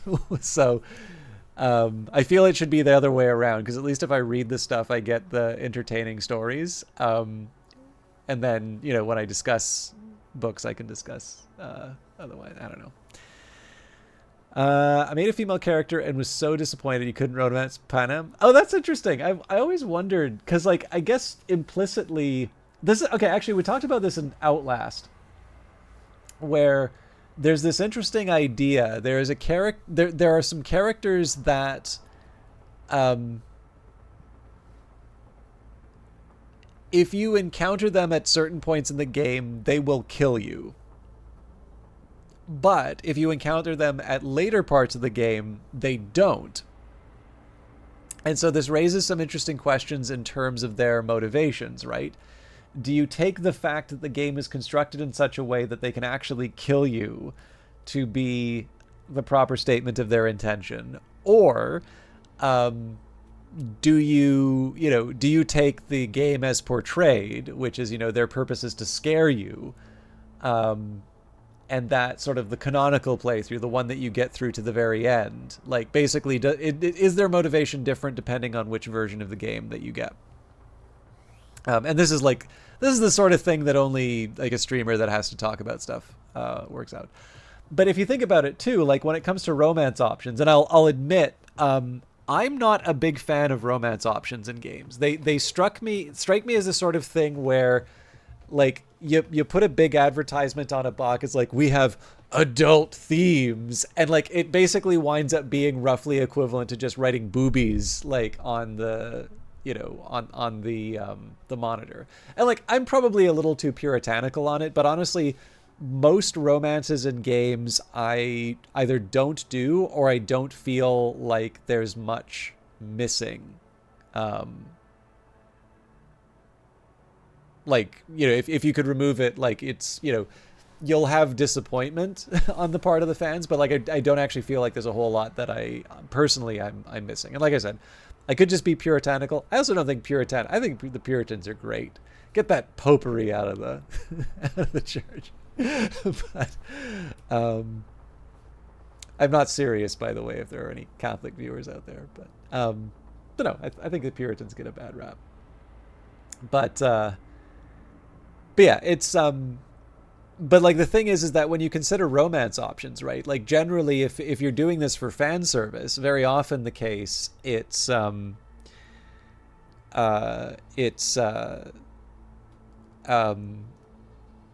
guess kind of by design. If you take the idea that all of the things that characters are programmed to do are statements of intent, then very often, like, all the characters are going to be bisexual. Whereas if you take that, what's reality in the game is, the actions that you take, right? Things that don't happen in the game don't actually speak to the actual intentions of the character. That's less complicated, but it's interesting. I didn't realize that there are characters that, depending on who you are, I guess Mass Effect did this as well. The characters do have preferences, and so the character that you build will actually determine what your romance options are. Kind of interesting. Thing is, you have ADHD and anxiety. I assume everyone hates you and wants to kill you. And in all honesty, the adult acts I don't really care about. I'm more interested in a good story. It's my book talk girl romance novel thing. Yeah, this is the thing, right? Like, there's a lot of different ways of doing it. And like I said, I probably overstated the case. Like, you can do, and I mean, you can fade to black, or, cut to the train going into the tunnel or whatever. Some people just want to have, the romance story. Or I guess in the case of gaming, it's like cut to the squirrel dropping the acorn. Like, some of it is, either tastefully done, or it's a way of sort of advancing the story. And again, sometimes it's fan service, but it's just fan service in the sense that you got a couple of characters you want to see get together that, you can do. Like, I definitely think I overstate the case, but I will also go so far as to say that it really does strike me. I don't know the first game to have introduced it, but it does strike me that there was like a choice to romance a character in a game. And that really does strike me as the sort of thing where everybody can go like, oh, path-breaking storytelling. Amazing, this breaking new ground. Games are growing up. And that suddenly now becomes a thing you need to do. And it can quickly, in my view, become what HBO has become. Which is, you stopped playing Mass Effect when one of your romance options is no longer available. So I gotta ask Revive Snow, which character was it? See, I like Tali, but I didn't necessarily romance Tali. I also realize that this is an incredibly mid opinion. Everybody likes Tali, but I don't know. Gotta protect the Quarian. But yeah, I don't know. It's like it's kind of like HBO, where like I think it's great storytelling for the most part, but like, it just feels to a certain extent that, there's always just going to be that scene in an HBO show. And my reaction to it more often now is just like, what do you take me for? Right? Like, what I don't like is when a game kind of forces you down a romance option. Like, I feel that I didn't know, actually. You'd rather work for it yeah.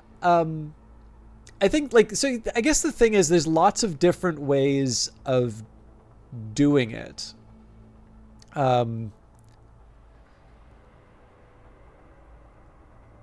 I don't know. Like, it's not, not the end of the world. I'm spending more time talking on it than I really think is necessary. Like it's fine. If you want to do it, you can. But I guess maybe what it comes down to is I've seen it done in like uninteresting or possibly even like distracting ways more often than points where I've really sat down and said, that was really nice and I'm glad I got to see that. So like I'll give you here's actually a good this is my like this is such an old movie example, but I actually think it's a decent one. So if you consider Titanic, right? It's the source of the meme. Draw me like one of your French girls. And the thing is, like, you can say, well, it's set up earlier on when, she sees the drawings. It's like, okay, yeah, but they could have been drawings of anything, right? You have other ones, and there's definitely a class. There's a class element to that for sure. But the thing is that there's actually quite a bit going on in that. It's not just that it's, a development in terms of the romance. It also sets up that really horrible line that Cal says to Rose afterwards, maybe he stole it while you're putting your clothes back on, right? There's a lot of social implications about that. So it's not just that there's it's not just that there is a nude drawing scene with a beautiful actress. It is actually something that I really feel in the context of the movie is merited. And there is, I really feel very, very bad for what Cal says to Rose when they frame Jack for stealing the heart of the ocean.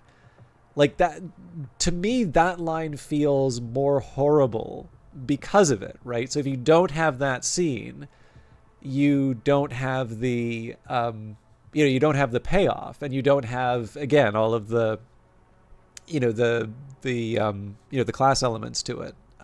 So the only thing I remember about Titanic is watching the second VHS tape to see the ship sink. So in that case, it's definite. Like I said, I don't want to make it sound like you can't see any skin in a movie. But I see fewer instances of that. Or actually, I'll even give I'll give an argument in terms of like even on aesthetic merits. So I don't know how many of you have seen The Graduate. And this isn't a particularly titillating scene. Like there's a couple like nipple shots in the film, but it's definitely not in this scene here.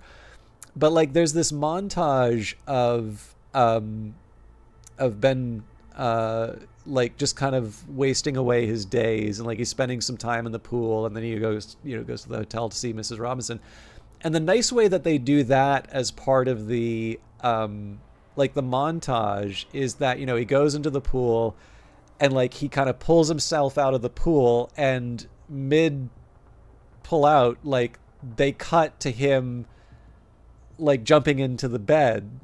So like that's a really nice contrast, right? Like that really does a great example of the fact like this guy has absolutely nothing going on other than like the pool and the hotel.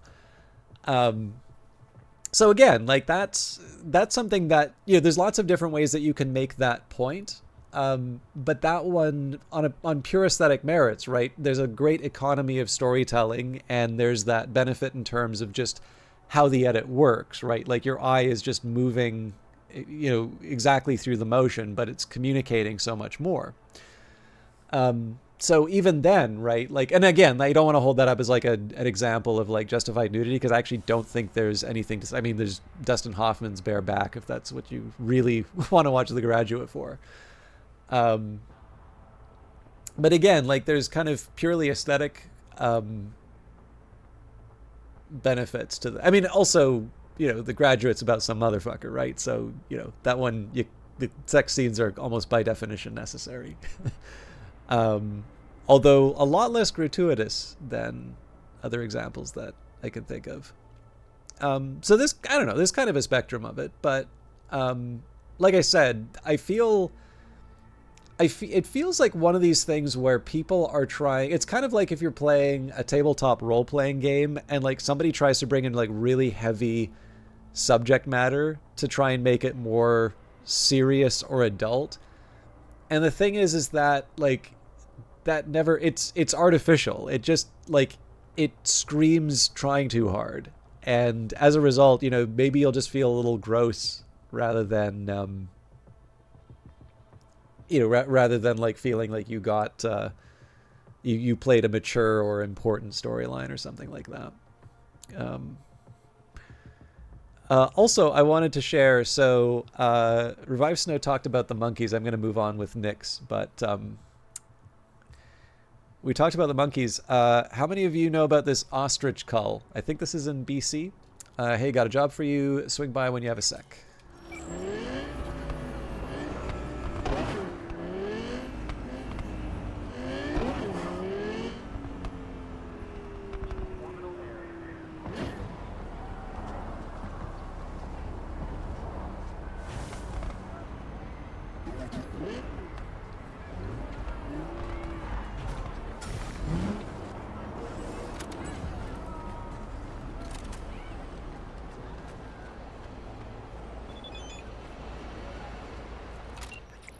V, how you doing? Before you ask, things aren't too great over here. Saul's always giving Panam shit like there's no tomorrow.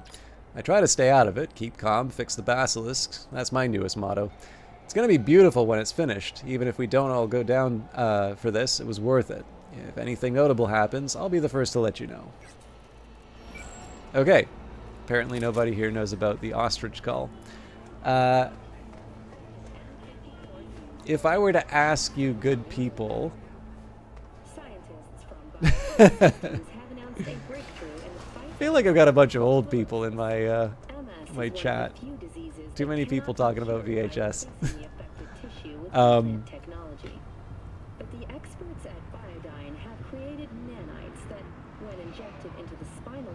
So here's a question for chat. I'm going to introduce the ostrich cull in a unique way.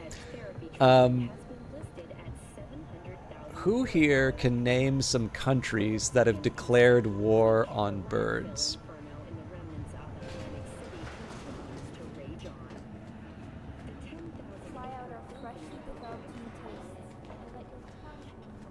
Okay, Revive Snow got Australia.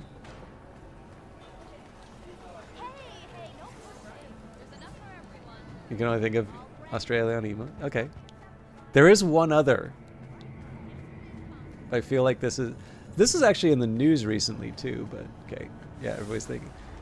So nobody knows the second one? We will never declare war on Canada geese. Well, see, yeah, we're doing the ostrich cull, right? So I'm going to say, but Canada is unique. Joshy Man got it. Yes. Technically it was the Four Pests campaign, but China did declare war on sparrows. So, oh, this is nice.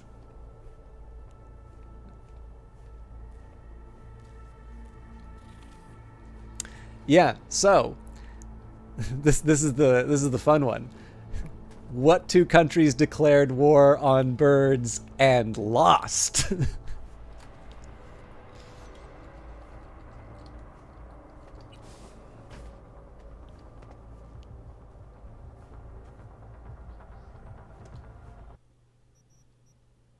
Yeah, Australia and China. So, given that the ostrich cull was completed... Oh, there's no argument about it. They both lost.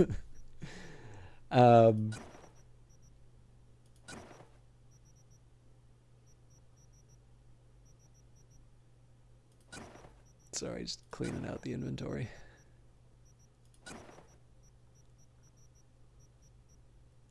I think this one's a quest item.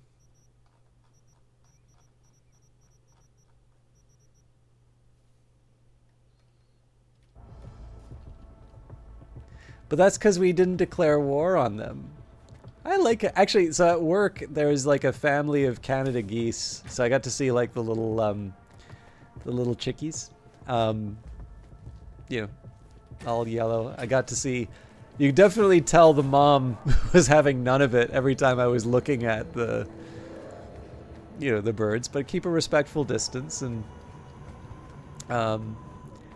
okay, so here's I'll have a follow-up question about birds. But yeah, no, I understand people think Canada geese are really aggressive because like they are, but I like Canada geese. I got to watch that family grow up. Presumably they're going to be flying away soon, but that was one of the nice things about having a workplace with kind of more green spaces. Prettiest peacocks. Yeah. I've actually seen I've probably been closer to a peacock than I have a Canada goose. So, I think this will be a little bit easier for chat. The United States national bird.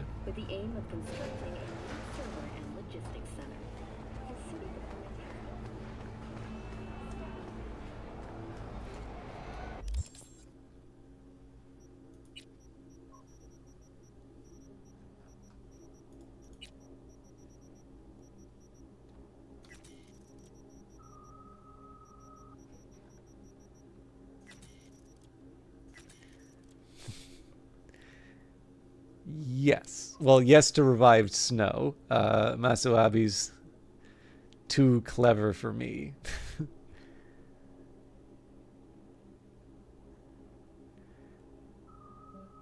Well, make a guess based off of revived snow's answer, Vanguard Master. I'm gonna guess you can probably infer. Now, here's the slightly more complicated version. I'll say. So the question was U.S. national bird. So there is a. I'm gonna the screen. Yes, I do know that there's a red tail hawk. So as far as I can tell, the eagle sound is quite comical. Now, there was a famous historical American figure, I believe one of the founding fathers, although I'm not actually sure what it takes to be a founding father. I'm pretty sure he would count as a founding father, though. But there was the founding father that did not want the eagle. Does anybody know who didn't like the eagle as the national bird?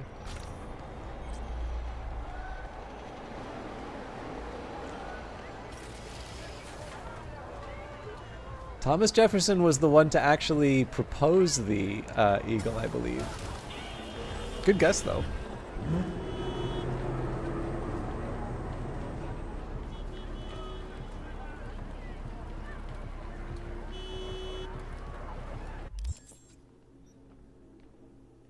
That would have been a great musical number in in Hamilton.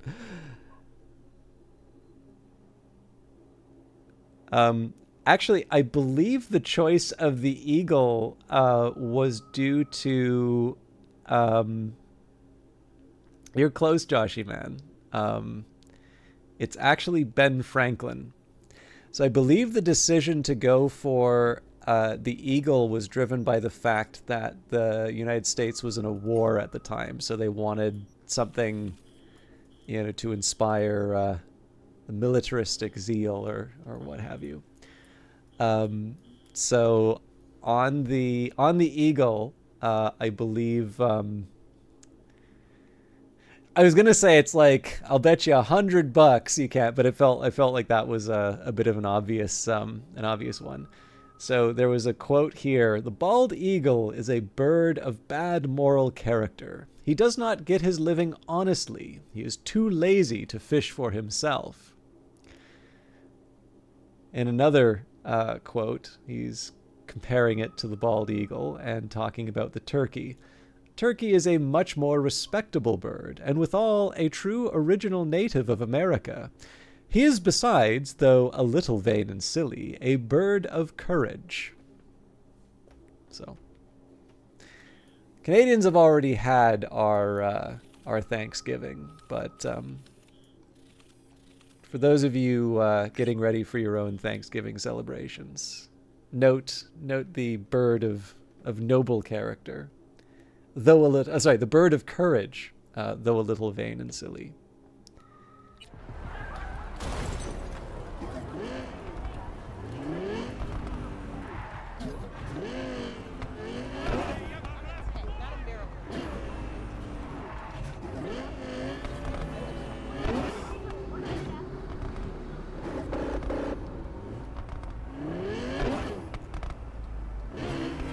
I may also be, so I'm definitely taking a couple of fast internet quotes, so obviously some of this may be put together to build a particular narrative as opposed to being an accurate record of the arguments or the debates. But yes, it was Franklin to propose the turkey, and I'm pretty sure it was Jefferson to propose the... This is horrible. Let's try and get that back up and running.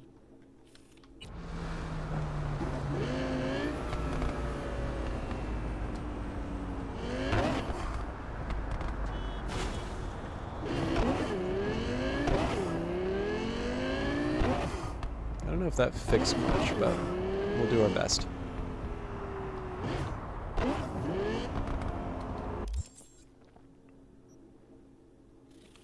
Also, I feel like there was a mission I was doing before Mumar.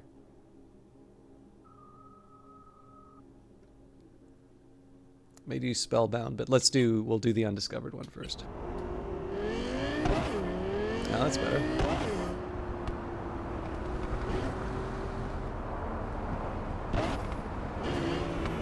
And I do apologize for the the trip down history. I guess I'm not gonna blame viewers, but I will say I think there's only so many times I can talk about Deming and his contributions to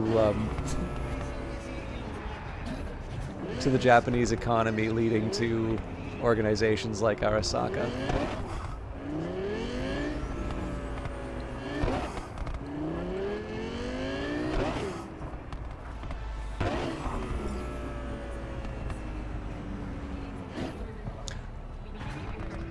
Although I should actually maybe mention, how widely known is it that Apple seems to be doing an adaptation of Neuromancer? I feel like I've mentioned this before. You knew the thing about emus from a couple of years ago. One of your American coworkers told you to ask a British viewer about the time that they lost a war to emus. He retorted, "What about the time you lost a war to rice farmers?" Ouch.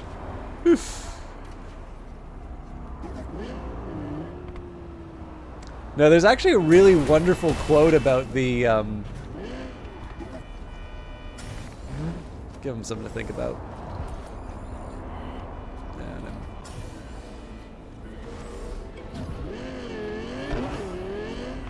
Let me see... Sorry to do this, but I'm actually going to take a minute here to see if I can find the quote.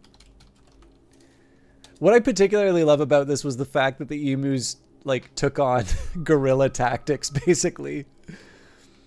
What was it?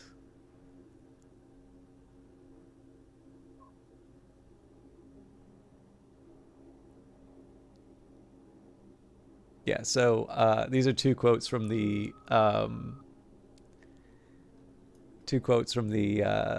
Wikipedia article. Summarizing the calls, ornithologist Dominic servantly commented, The machine gunners' dreams of point-blank fire into serried masses of emus were soon dissipated. The emu command had evidently ordered guerrilla tactics, and its unwieldy army soon split up into innumerable small units that made use of the military equipment uneconomic. A crestfallen field force therefore withdrew from the combat area after about a month. I don't think you've talked about Risk Legacy. I don't actually know. I know there's multiple versions of Risks now. There's like a futuristic one that I've played, but I don't think I've ever tried Risk Legacy. You will have to educate me. The other quote, after the withdrawal, Major Meredith compared the emus to Zulus and commented on the striking maneuverability of emus even while badly wounded. If we had a military division with the bullet-carrying capacity of these birds, it would face any army in the world. They could face machine guns with the invulnerability of tanks. They are like Zulus, whom even dum-dum bullets could not stop.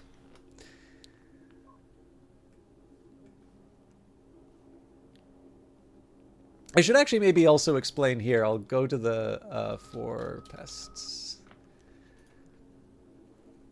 The world changes how you play it, and it starts changing when you first start playing on it for the first time. As each of the 5 playable factions have to pick one of 2 power-ups, the other power-up is to literally be thrown away. But one of the factions specifically focuses on guerrilla tactics. That's interesting. I'm going to have to look this up, actually.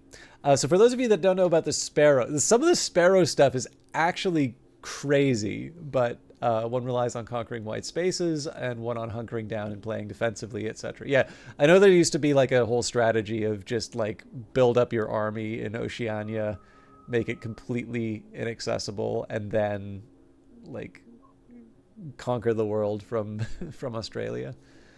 All right, so again, from Wikipedia. The Four Pests campaign was one of the first campaigns of the Great Leap Forward in Maoist China from 1958 to 1962. Authorities targeted 4 pests for elimination: rats, flies, mosquitoes, and sparrows. The extermination of sparrows, also known as the Smash Sparrows campaign, or the Eliminate Sparrows campaign, resulted in severe ecological imbalance and was one of the causes of the Great Chinese Famine, which lasted from 1959 to 1961, with an estimated death toll due to starvation ranging in the tens of millions, 15 to 55 million. In 1960, the campaign against sparrows ended, and bedbugs became an official target. So I think one of the reasons this was recently... I think this was recently covered in... There was like a study where they... I actually think this is a clever way of doing it. So they took the climate factors that are most hospitable to sparrows, and effectively, when it came to the famine, they compared the regions that were most hospitable to sparrows to the ones that were least. So the idea here is, right, the ones that are more hospitable to sparrows are going to have been changed more as a result of this campaign than the ones that, you know, are not hospitable to sparrows, and so we'll have fewer of them. And using that, they were able to determine the specific effect of the removal of sparrows independent of any other factors contributing to that famine. But on the note of sparrows, the article continues. Sparrows were suspected of consuming approximately 2 kilograms, 4 pounds, of grain per sparrow per year. Sparrow nests were destroyed, eggs were broken, and chicks were killed. Millions of people organized into groups and hit noisy pots and pans to prevent sparrows from resting in their nests, with the goal of causing them to drop dead from exhaustion. In addition to these tactics, citizens also simply shot the birds down from the sky with slings or guns. The campaign depleted the sparrow population, pushing it to near extinction within China. Some sparrows found a refuge in the extraterritorial premises of various diplomatic missions in China. The sparrows sought asylum. The Julian Assange of sparrows. The personnel in the Polish embassy in Beijing denied the Chinese request of entering the premises of the assembly to scare away the sparrows who were hiding there, and as a result, the embassy was surrounded by people with drums. After 2 days of constant drumming, the Poles had to use shovels to clear the embassy of dead sparrows.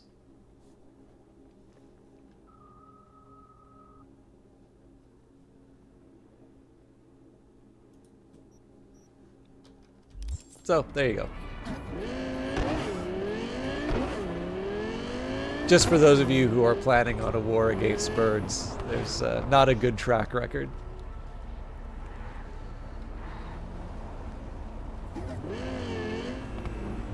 Well, they're very effective at killing the sparrows. Unfortunately, that's why they... that's why in the grand scheme of things they lost. The famine resulted.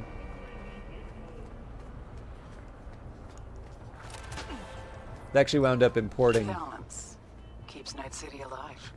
Without it, we'd all be at each other's throats. Corps, gangs, mercs, everyone. And where do fixers fit in? If one side starts to get too much power, a fixer can help tip the scales toward the other, discreetly. Think about it. Balance keeps biz from running dry. Anyway, why the lecture, right? Because it's time for a little intervention. Check the attachment.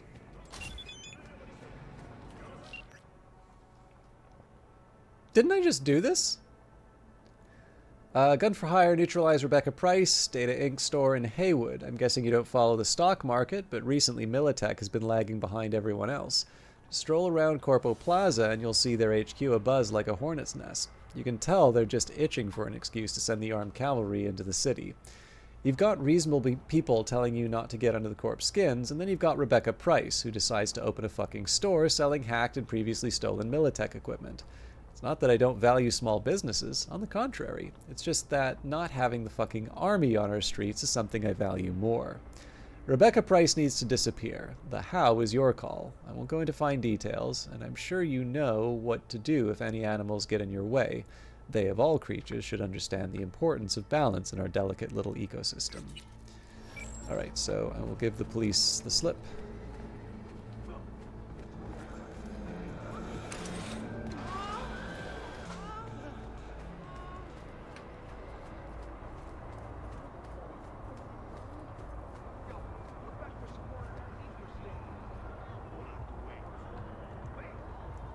Huh. Cool. Obviously, I'll wait for the police, but...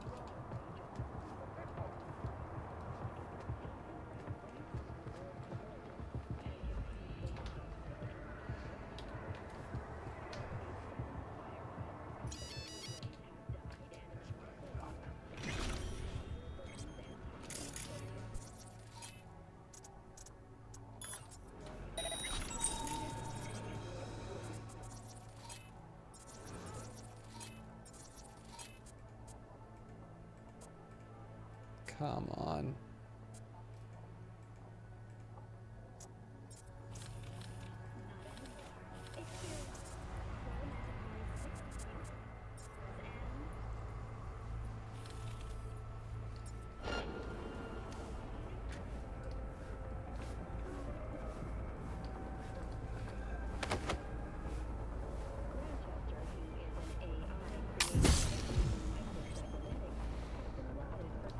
They may patrol back. Archive conversation, Eddie, John, and Charles Gribb. Actually, if you can just give me a second, I don't know how much longer I'll go. I'm going to take a quick trip to the bathroom. Sorry to do this so abruptly, but I will... it's been 2 hours. I will try and make it quick.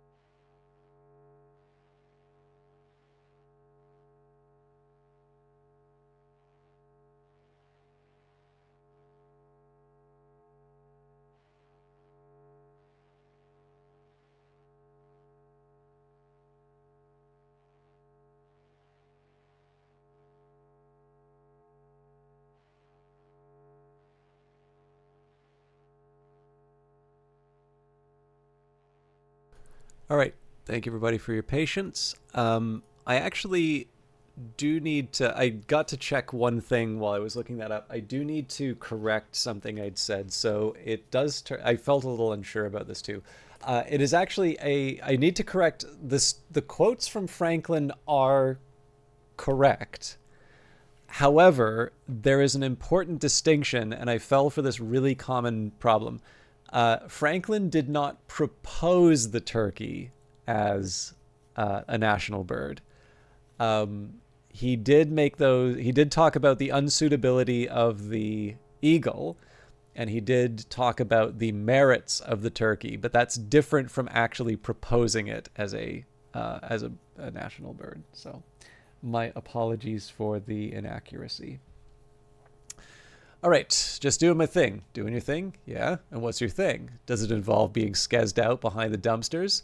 I can see you on the fucking cam feeds. What? No, you're supposed to be on the lookout, making sure no one's trying to fuck us. But I just need a little, the fuck are you taking? It helps me focus. How about I beat your junky ass and maybe that'll help you focus? Don't tell anyone. Fuck, I'm sorry. Charlie, please. You'll pay me and you'll get your shit together. Of course, yeah, anything.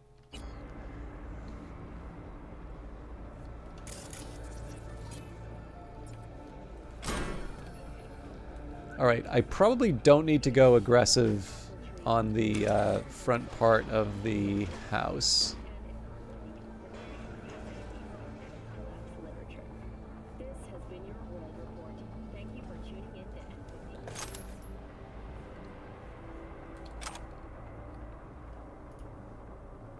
Combat gig. Ben, listen, you need to start packing on the double for tomorrow. Our VIP client needs 6 more crates of untraceable MK31 HMG. Handle it, alright? Just use smarter peeps this time. Not those gonks who leave empty beer bottles and crates with the goddamn grenades. I want this shipment to be the definition of professional, okay? Take it seriously. Watch out, list of clients you're waiting for shipments. We only send jailbroken guys, the kind that can't be traced. VJ Tatum, shipped to Pakistan. Gerard Coué, shipped to France. Alice Hyman, shipped to Scotland. Bob Brubeck, shipped to Argentina. Kamal Demir, shipped to Turkey. Wagner Nascimento, shipped to Brazil. And Sylviane Bolt, shipped to South Africa.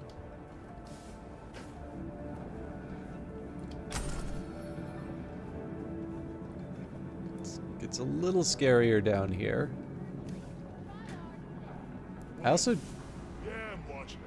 don't remember if there is a don't remember if there's a way of talking with the client.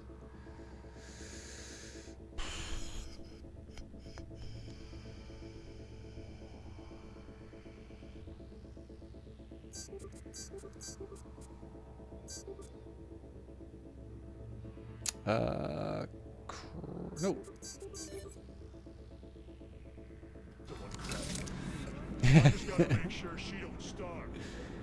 Maybe I should finish with a round of the Outlast trials at the end.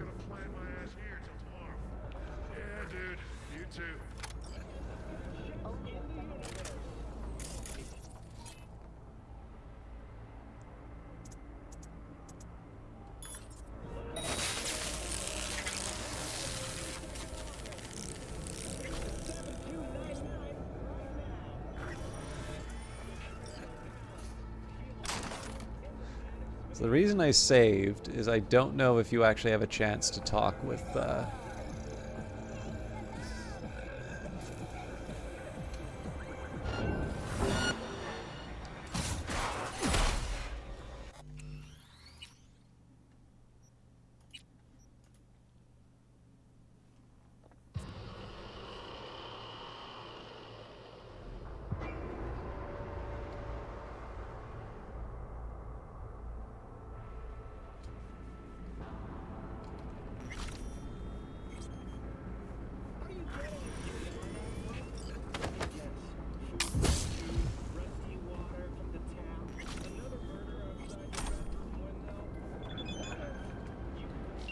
my driver's already en route.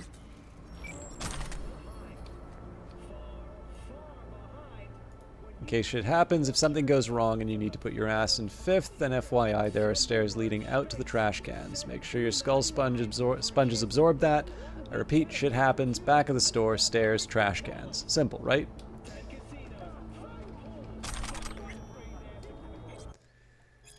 I'm doing what I can. That is of no concern to me. I want the next shipment by the end of the week. And if I don't get it, don't fucking touch her. Then you'll get another finger. You'll get everything you ordered. Please. Good girl. How are my people doing? Are they listening? Yeah, they're helping me out. And don't blame me. You brought this on yourself. And maybe not just on yourself. You make up what you owe, and we'll forget this ever happened.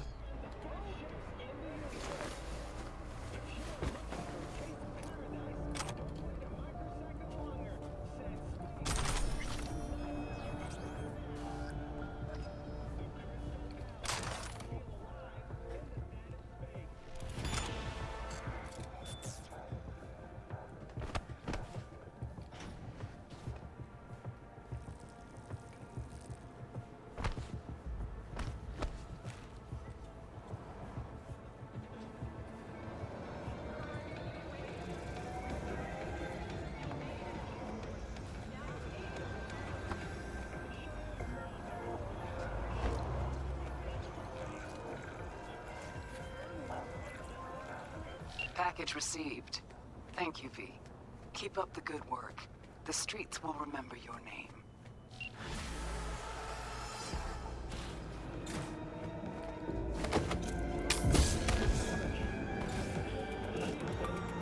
Yeah?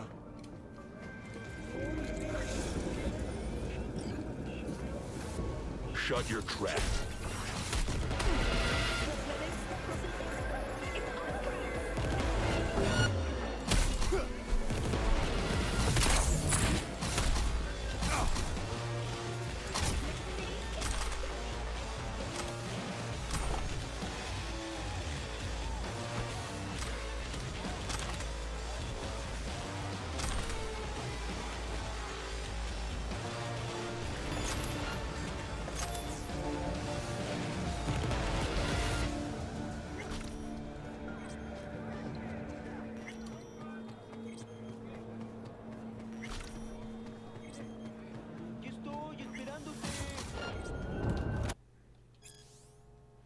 I like a good fight. Question is how much you can take. Got a thick skull and sharp knuckles. If you say so, then it must be true. Choom, you said you don't have anyone to fight. Now you do. Was there a discuss? You know what happens if you lose, Choom? Don't care, because I don't lose. Okay? My people will get in touch. Can't wait.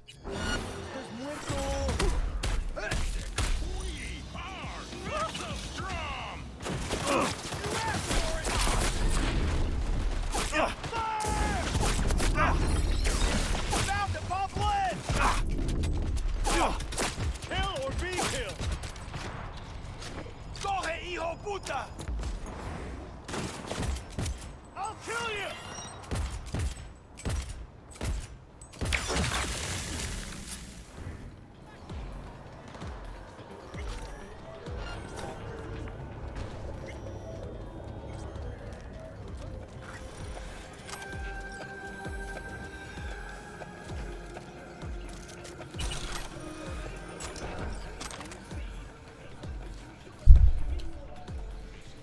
Completely unnecessary, but he was looking at me funny.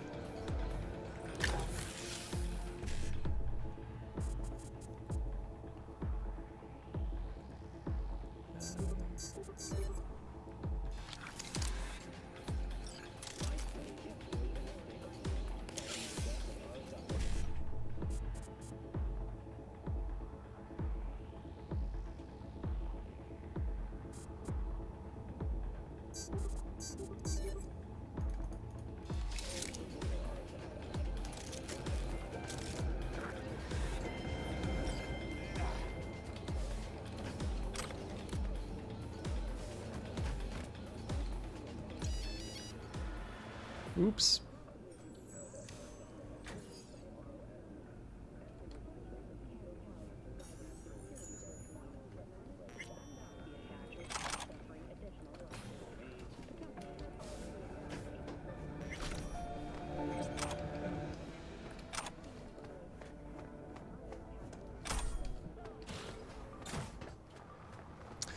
All right, what are we looking at here?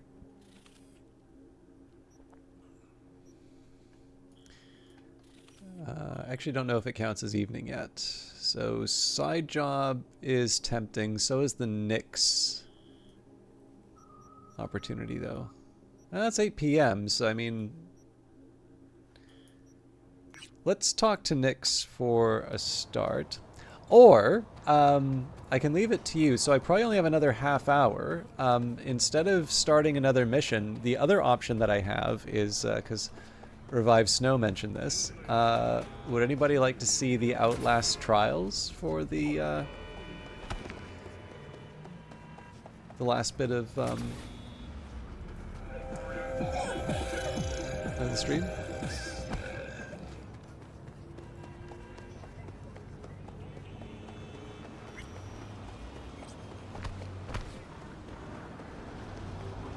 Okay, we've got one for Outlast Trials. Does anybody feel strongly against Outlast Trials?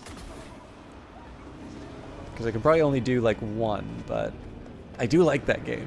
Also, it's like late at night and it's dark, so I'm gonna feel particularly sensitive to the scares.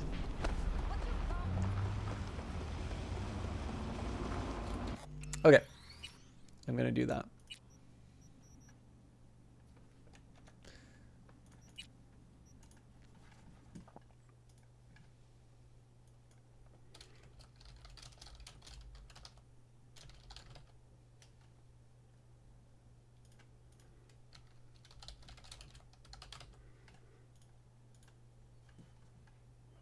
You get scared just watching? Oh, do you want me to still do Cyberpunk?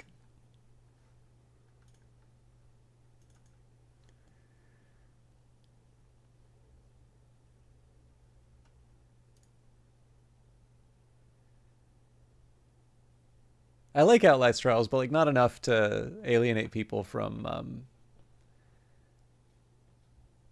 being able to enjoy the stream. I have been told, though, that apparently talking over horror games is how some people get to enjoy it. Okay, fair enough. I'll only do... Oh, that's not good. Sorry, Outlast is taking the wrong screen. I should be able to fix that, but... I can't see anything in chat right now, sorry. Yeah, so I've been told that, I think this was during Amnesia and then my very first Outlast stream, but somebody said that because I don't...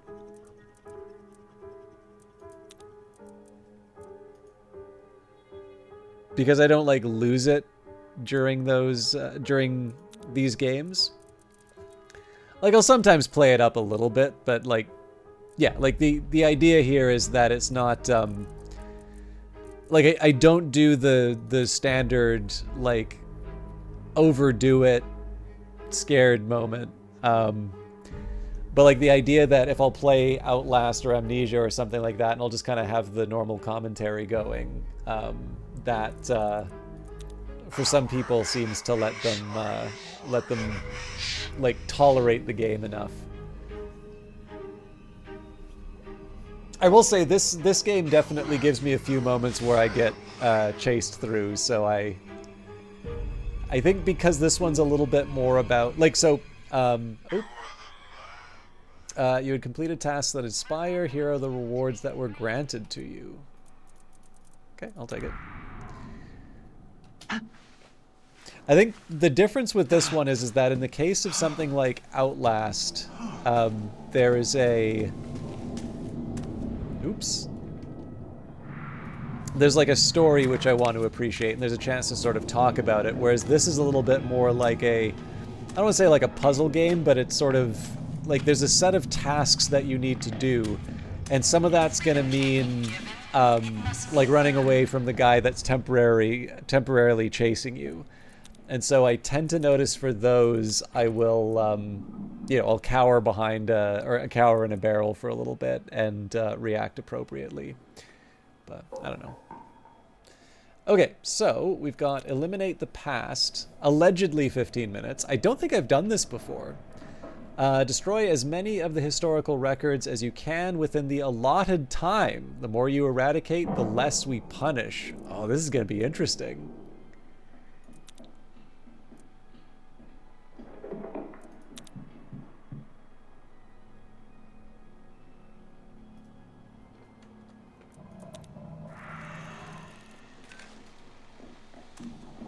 I've definitely never done one of these before.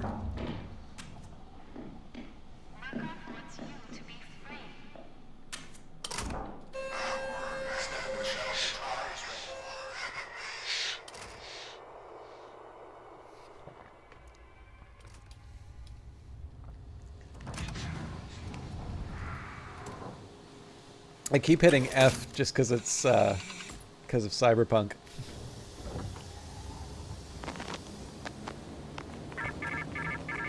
History is mutable. Only the future is fixed. If you allow the past to be defined by facts, evidence, and memory, our enemies will be as numerous as our sins. Destroy the historical record, and we will let you out.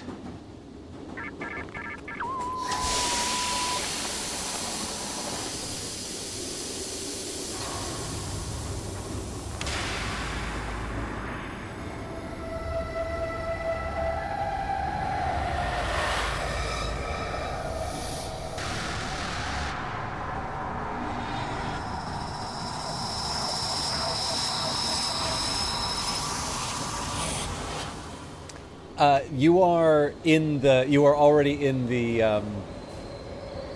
asylum. So Joshy Man, this takes place before Outlast, so this probably takes place around the 60s, which is why the aesthetic looks similar.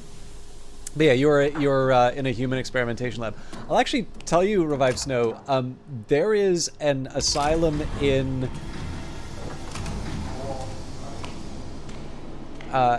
Montreal that is probably the inspiration for that, or at the very least, like it'd be an interesting coincidence if it wasn't. But like there was definitely a series of experiments that were done in Montreal as part of MK Ultra, which obviously this is a dramatized version of it, but definitely was a thing. I could be wasting time here, so... The reason you won't be visiting Quebec? It's fine, they got better.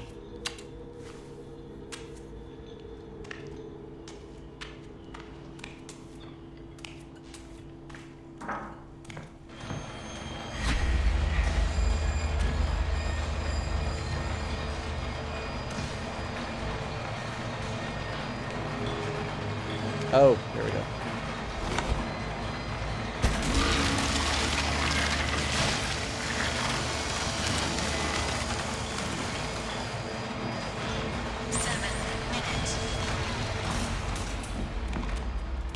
Okay, so presumably there's going to be baddies trying to get me.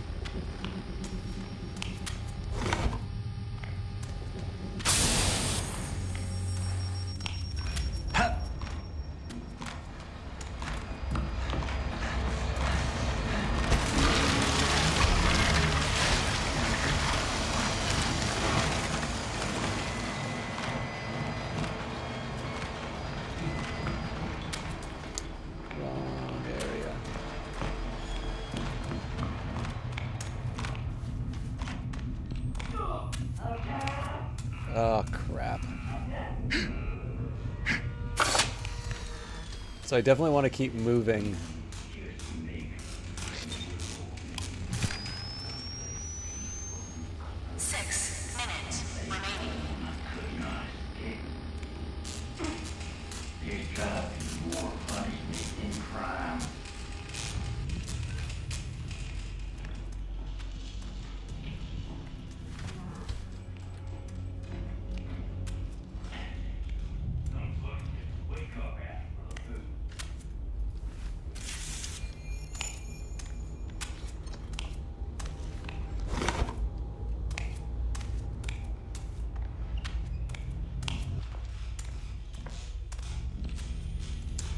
Okay, so yeah, the timer's definitely adding another dimension to this for me. I'm gonna try and run ahead.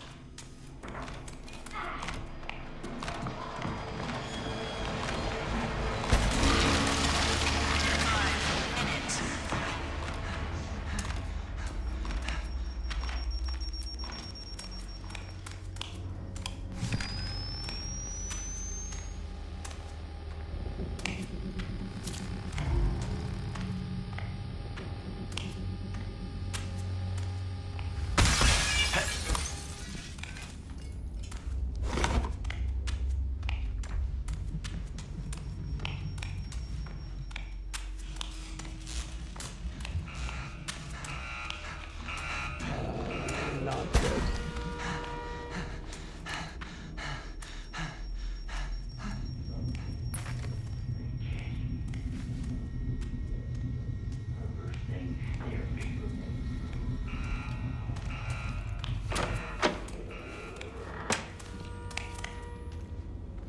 I figure at the very least if I can combine some records, I can try and get a big batch done. Horror doesn't scare you, countdowns do. Hello? Here to pray for those soldiers. That's not so good.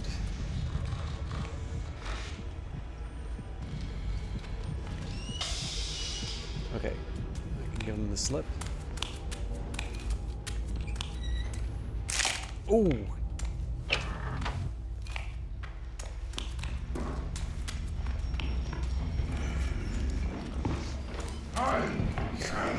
Jesus.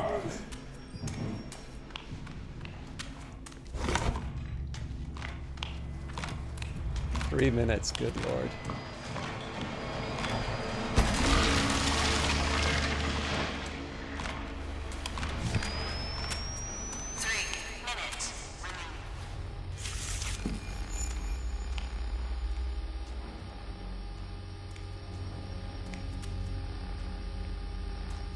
I see a lot of documents here.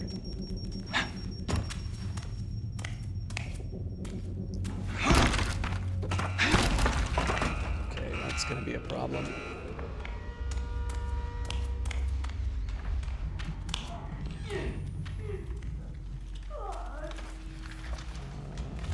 That gives me something to start with.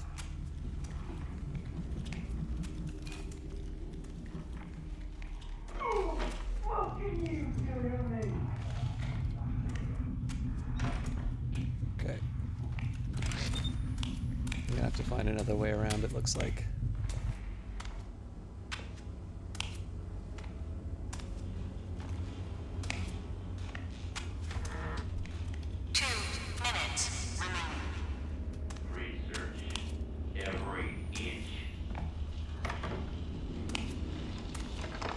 Alright, that's gonna be inconvenient.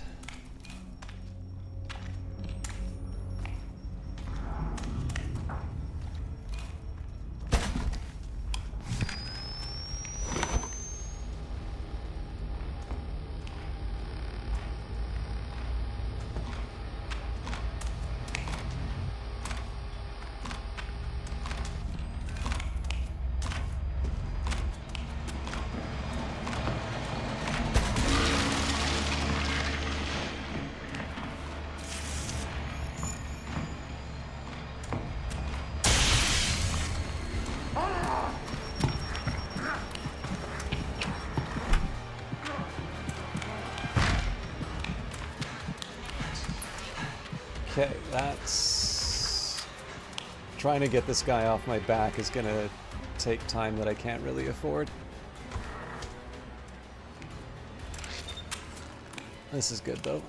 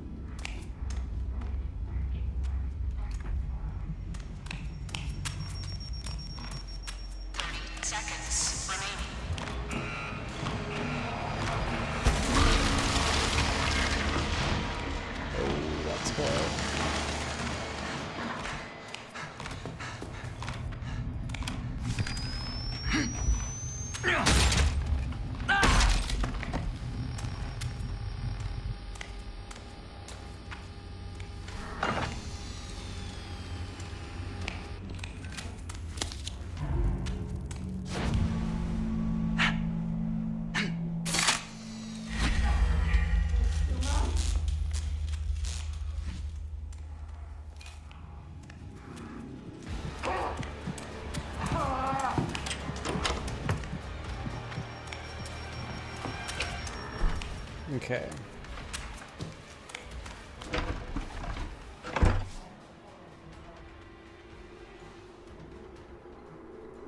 So I'm guessing I didn't get all of the material. Joshua Man here says, even when I'm at work and a coworker finds you more work to do, it isn't the work that bothers you, it's when you look at the clock to see the work to time ratio that gets you on edge.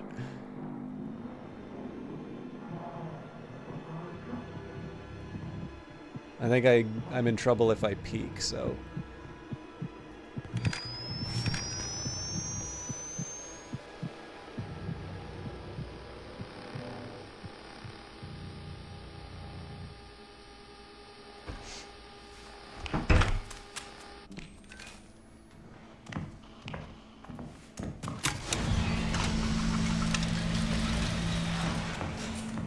I don't have a lot of bottles left.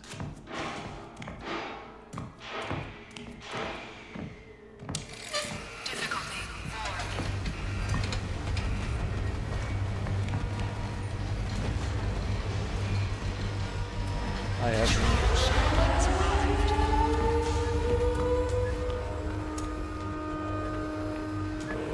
Oh, that's mean.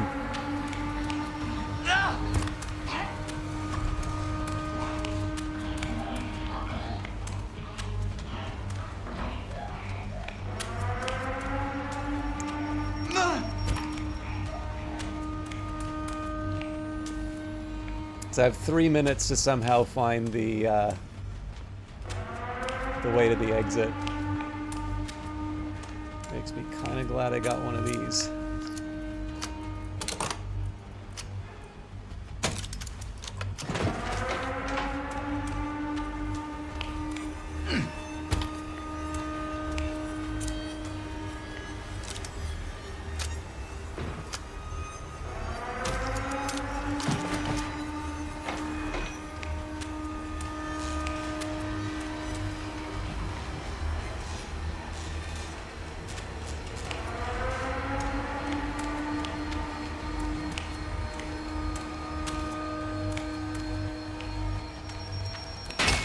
Damn it.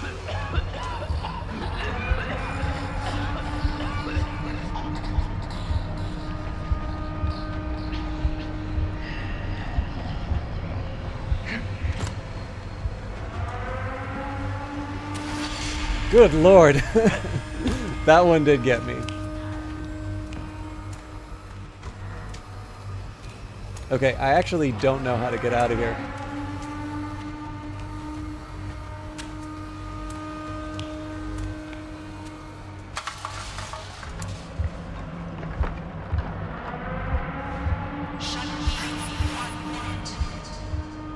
Yeah, it's taken me 2 minutes to get lost like this.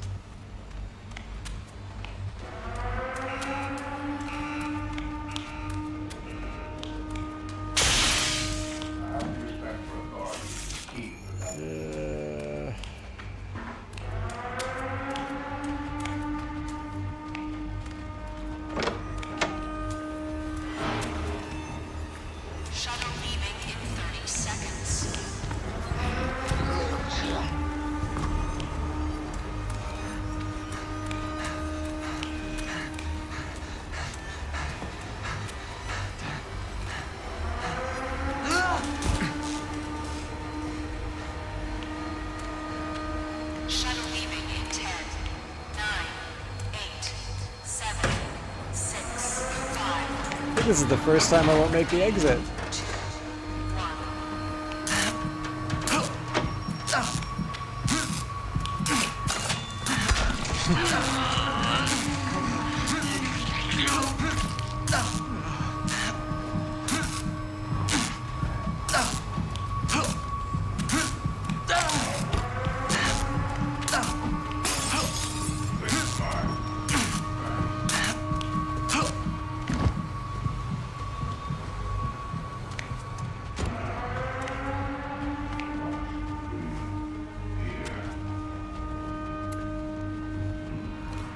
I don't get a lot of deaths.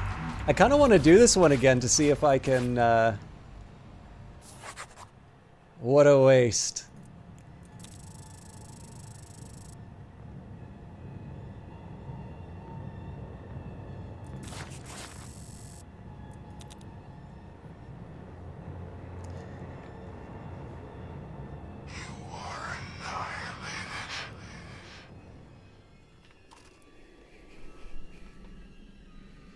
So I'm trying to think. Like, I definitely get the idea of the more files you destroy, the easier it is to get out. But I'm actually... History is mutable. Only the future is fixed. If you allow the past to be defined by facts, evidence, and memory, our enemies will be as numerous as our sins. Destroy the historical record, and we will let you out. I'll confess I'm a little perplexed on the layout of the map.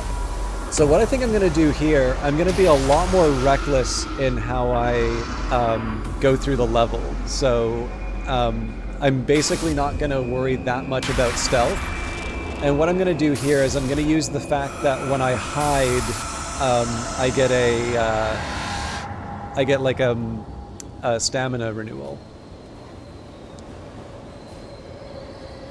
Because obviously the problem on this one, I don't think I got hit by anyone. But like it wasn't even close in terms of being able to make it to the exit. So at this point I need to find...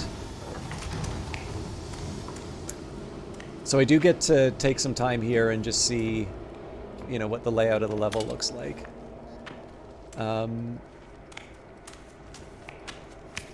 I'll take the adrenaline as a backup. Oh, don't lock that.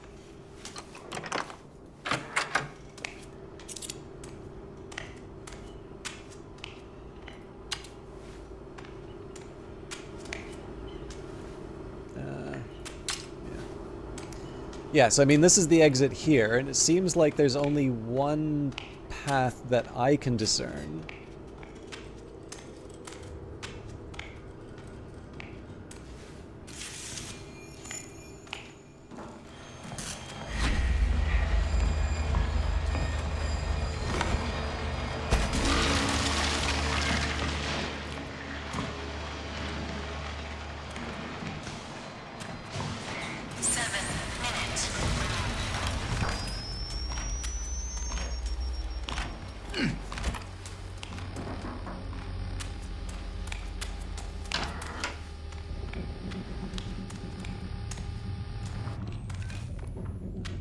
Finding absolutely nothing here.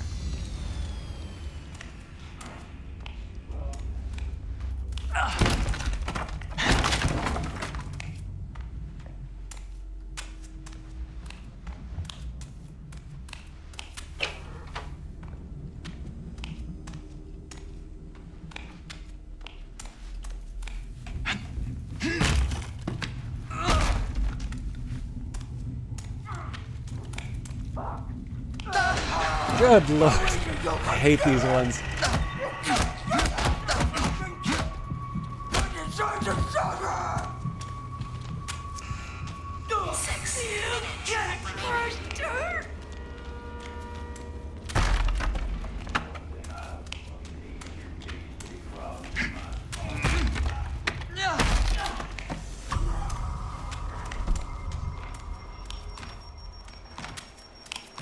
Okay, so that gave me literally nothing.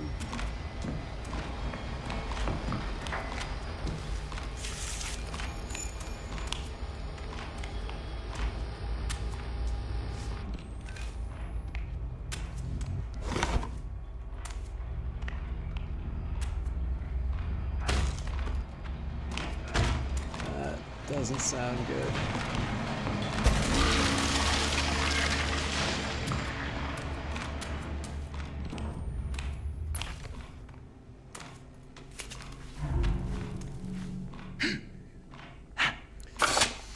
So as far as progress is concerned, this is considerably worse than the last time.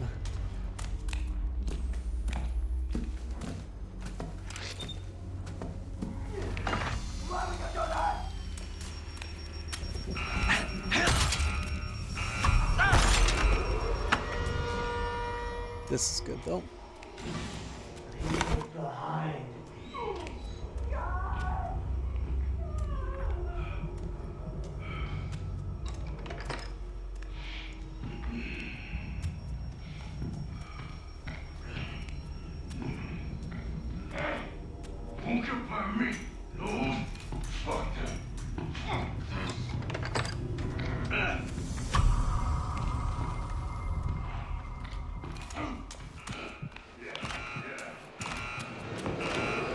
This is going to be a chase.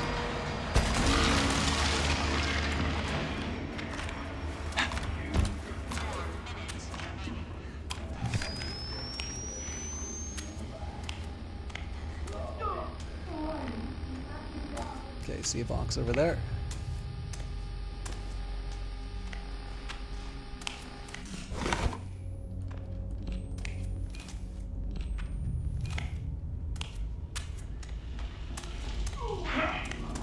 Not so good.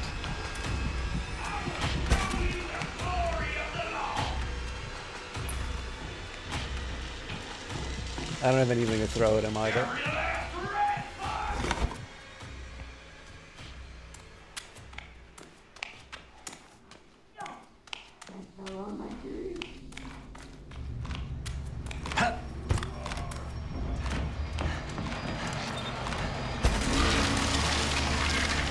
So I'm gonna renew my adrenaline in here.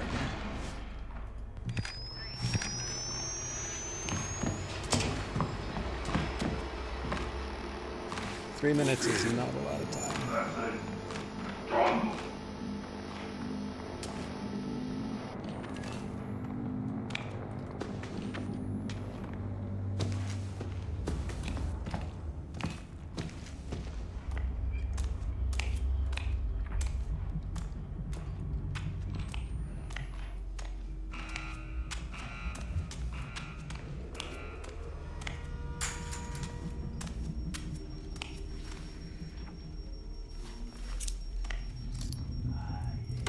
Damn it.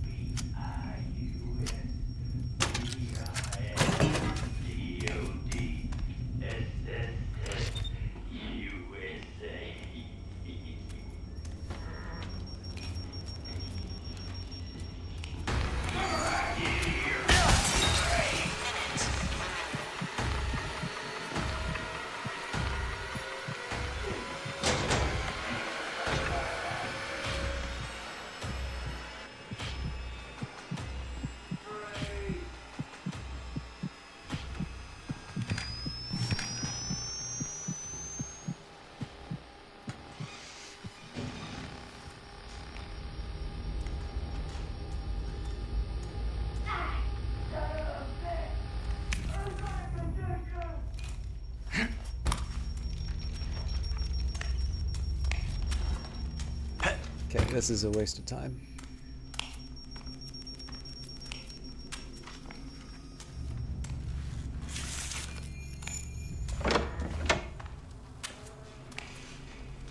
For what I was going to call a reckless run, I'm not really showing any results.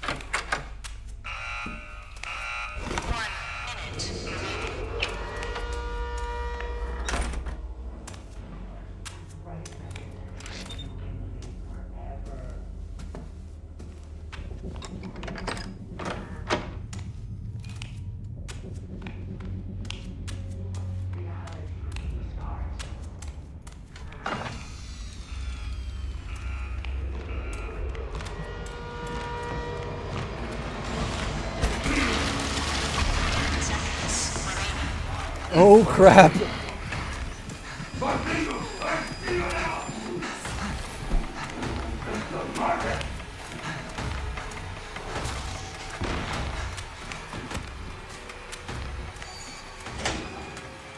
This will at least get my adrenaline back. But don't have much hope for more documents.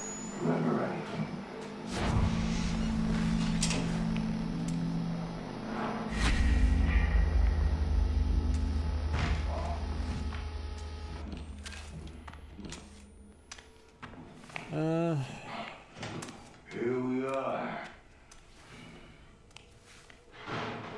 I'll maybe still try the adrenaline, but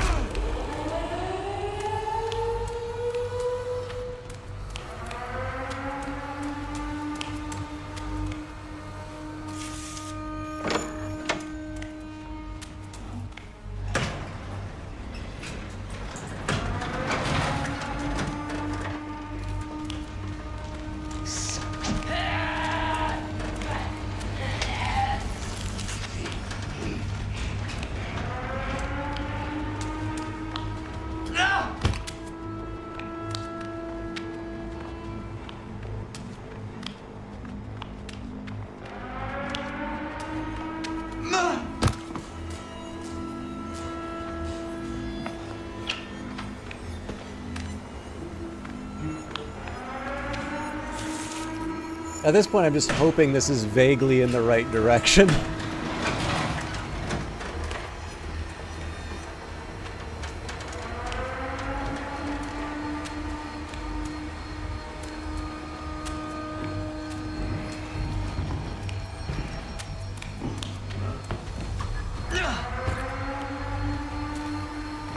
Bingo. Somebody keys over a bucket of shit.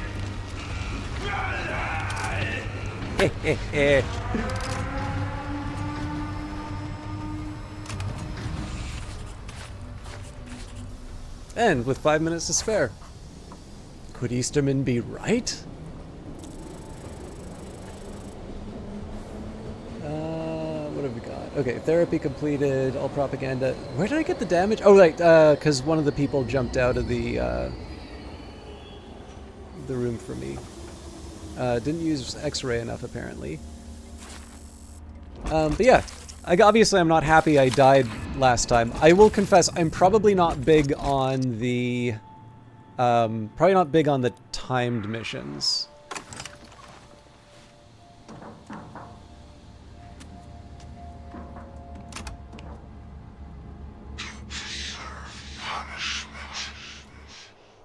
But I guess now that I know the, now that I know the exit isn't the place that I came in. Wonderful. Perfect. Beautiful. You are the hope for a better tomorrow.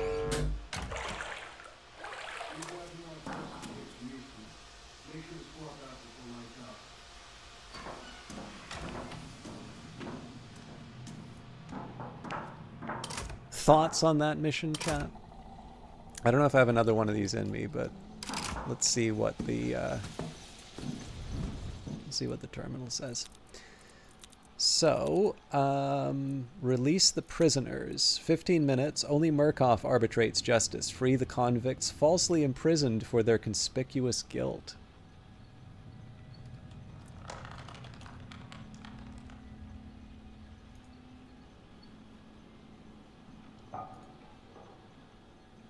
Let's try one more.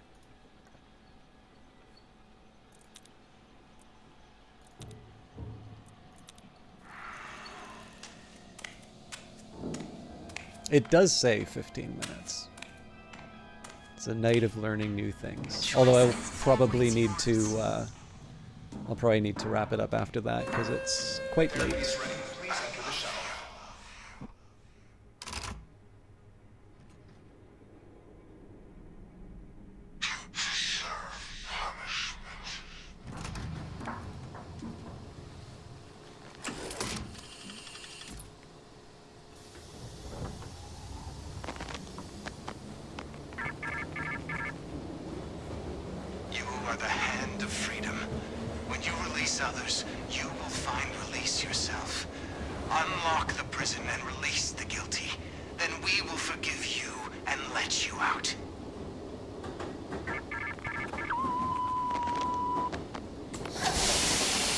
So I don't know if this is like the, like rescue the children mission where I'm supposed to get like these mannequins.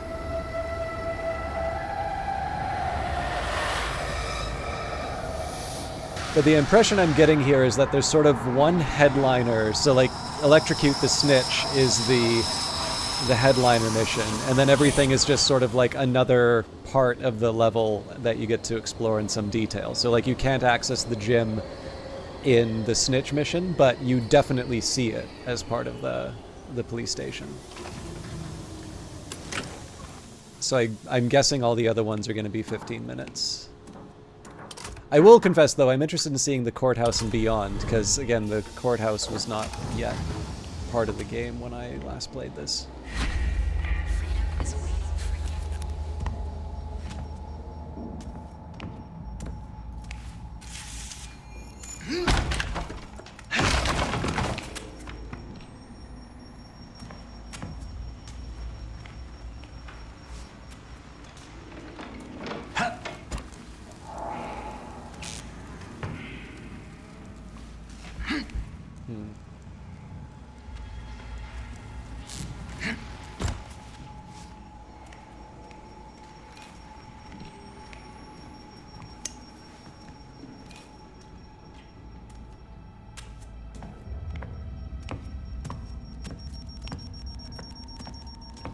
feels like there's a lot more traps at this starting bit.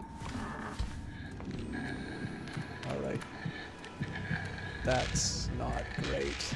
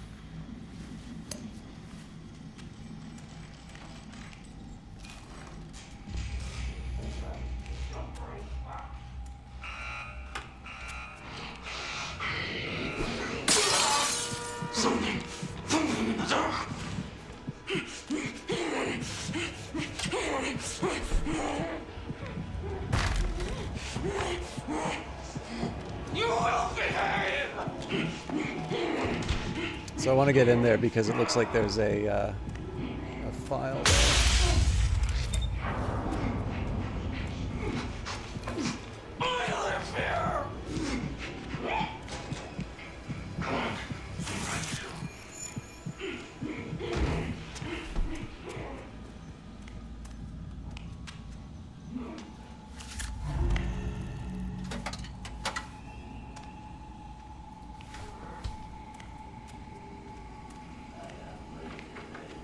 Oh, that's a name that I don't know.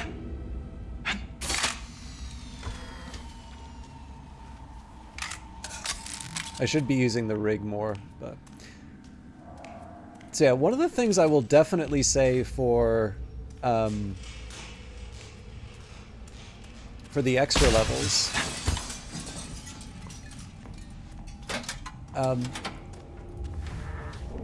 there's something really great about a seemingly familiar level, like, suddenly becoming a lot more dangerous and,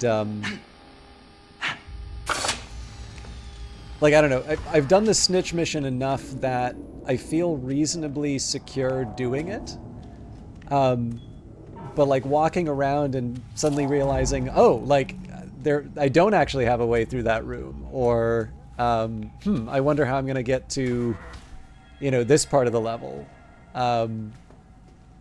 Definitely creates a sense of unease.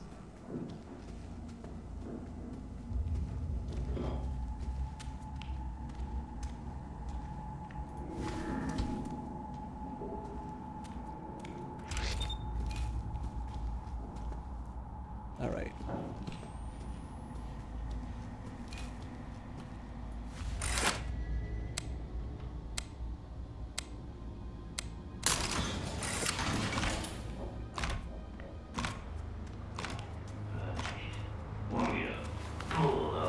Pigtails.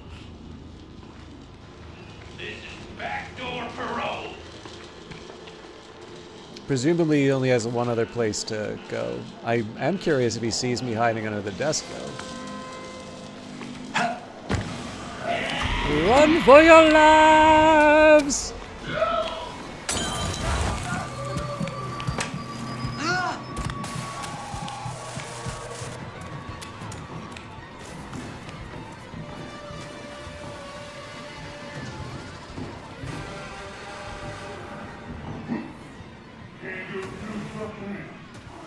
I probably could have just run into the security room, but...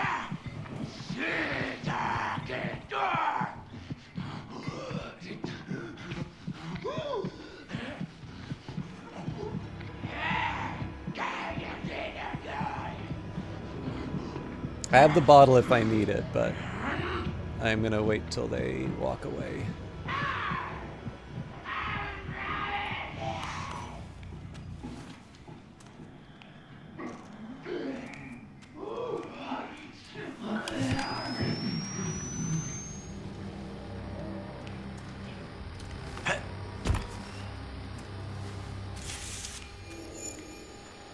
All right, so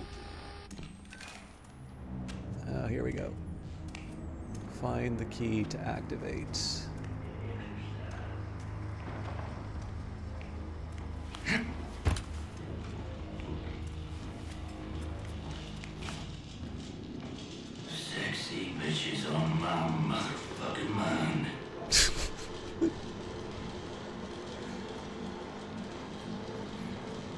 always darkest before the dawn, and there's no Lord but the Lord. And it takes money if you want to make money and justice its own reward.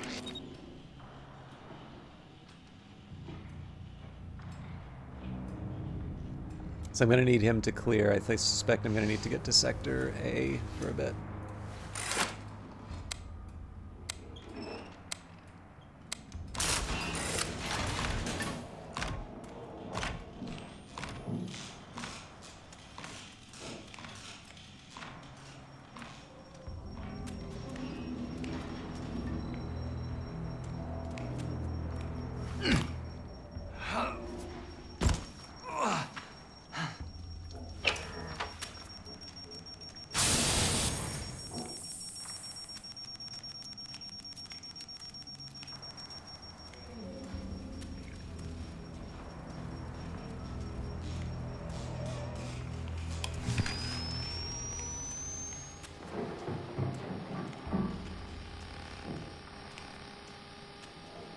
The big problem here is I don't quite know what I'm looking for key-wise.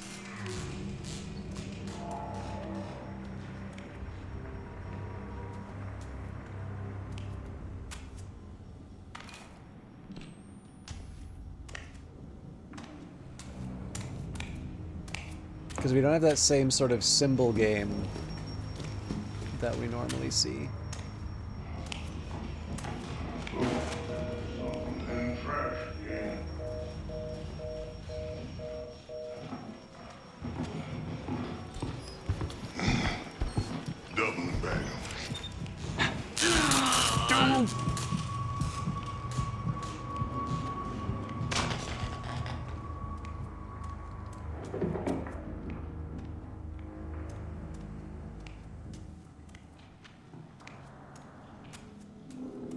So the other possibility I need to entertain is that the stuff I need just isn't here.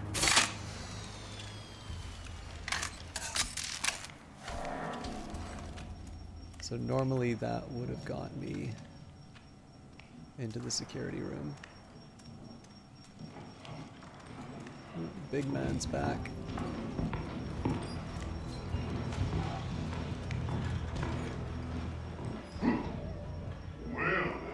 If he comes into the room, I'll just jump out of here.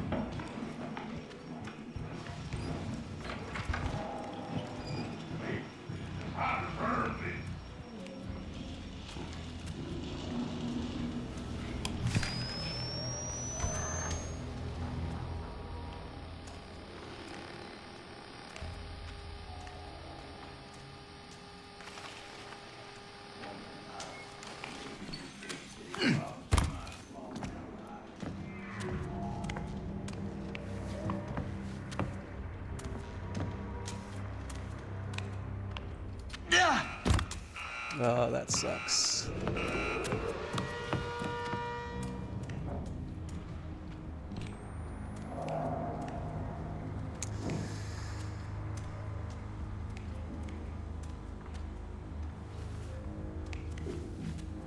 Alright, so I'm not exactly feeling like a Rhodes Scholar as far as the level's concerned, but I can at least maintain in this environment.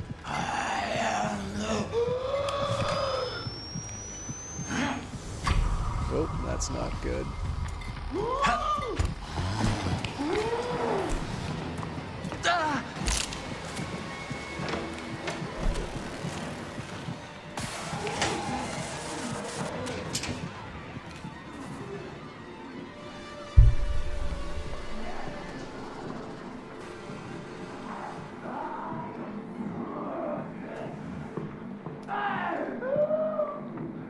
I wasn't even thinking that they might see more because of their light.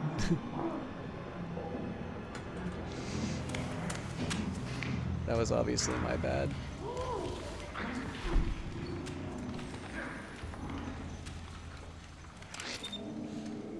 Okay.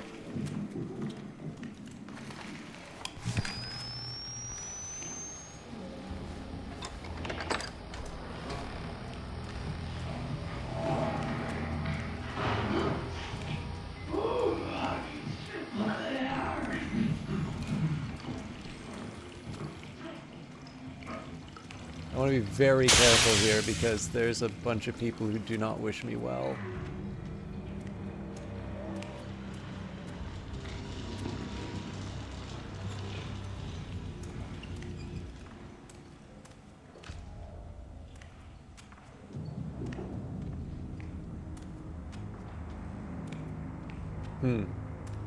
Just did a big circle. Okay. So, I definitely need to think a little more sensibly about this level.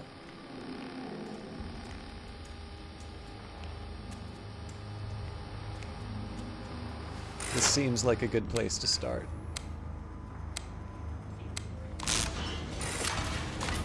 Now, it may be that I need to go here. Right. Oh.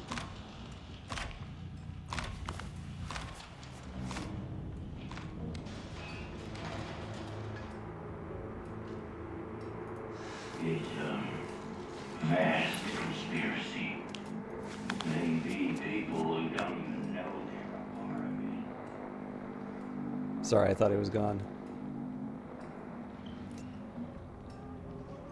So we've got the location of Sector A. That's kind of something I can take to the bank. The question is, does that get me anything?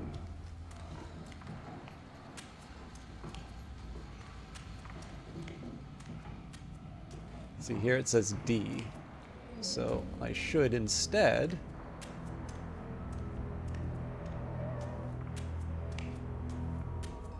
be looking for a different region.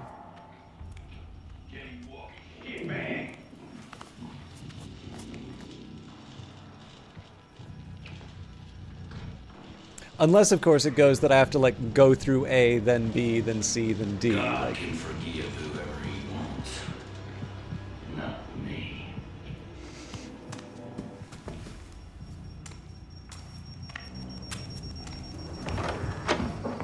okay, that's section B.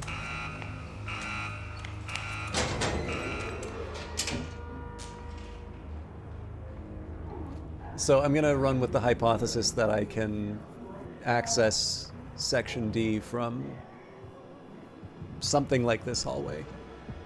Dying! You've always been dying! Sexy bitches on mom. Fuck mine. I've never heard that line before.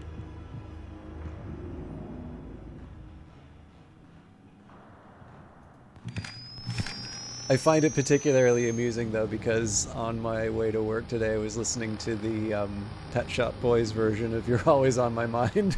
So.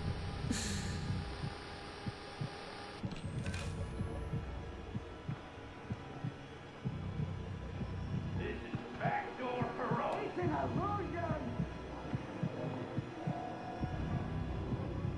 Okay, I think I gotta make the call here.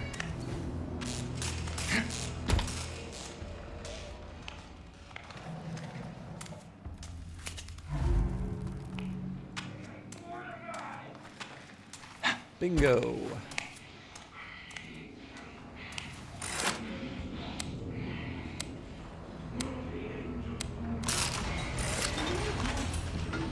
There's the key.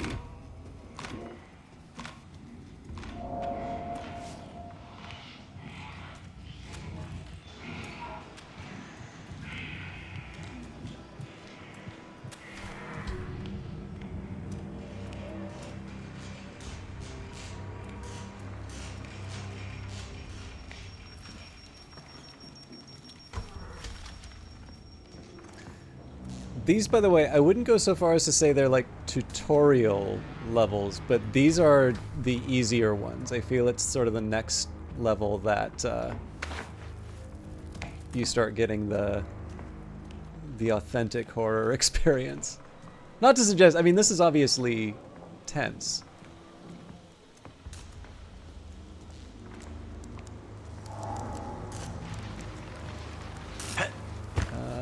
This is probably not a good choice.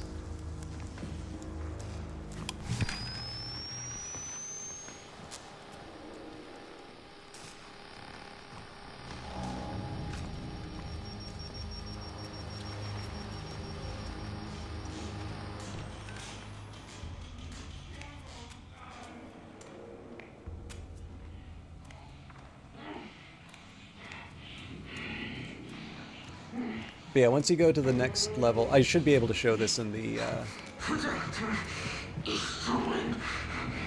actually, I think this is locked off. Yeah.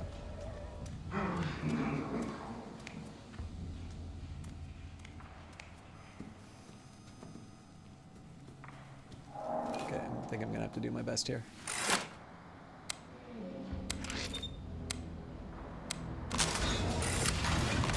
This is where Coil first looked for me.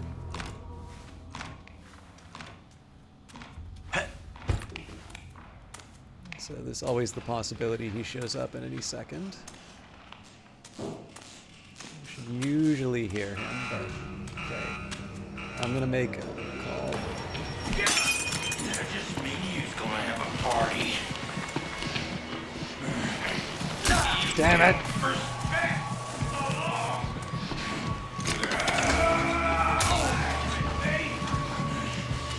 So that would normally hit, like, so I think that would normally hurt a lot more. That's, I think, the most damage I've taken.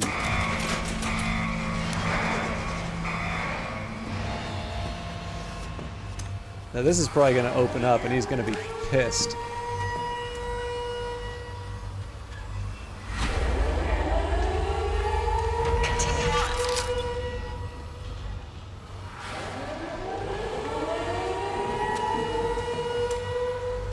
Okay, there's no timer on this, so one of the things I want to do here is try and find some health before I go on my way out.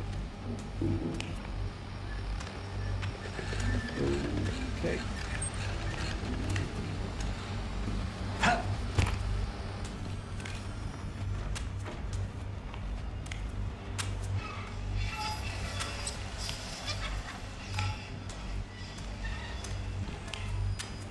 Sadly, I didn't go for any of the health options.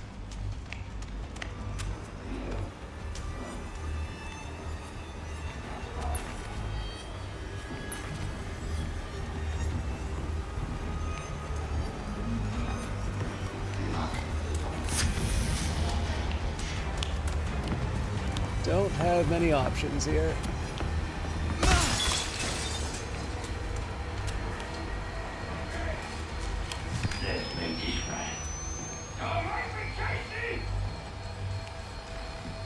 So I want to be careful. I can't take too much more damage, but I can be smart about how I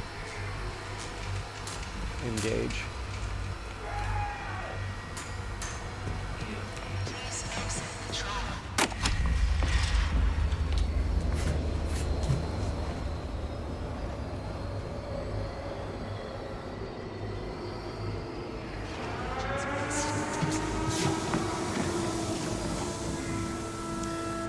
Alright, not great on damage. I don't expect an A+, but... well, that's what I get. Could Easterman be right? Probably could have got more propaganda posters. Damage by floor traps and 3 received damage.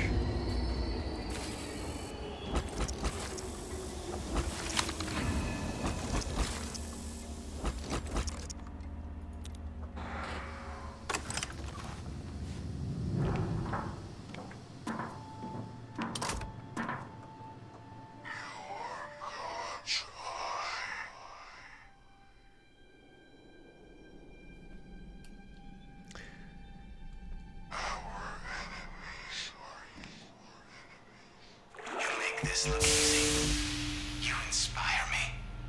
With partners like you, I can just pile on the sadism, the abuse. You're beautiful. I'm going to shower you in humiliation and contempt.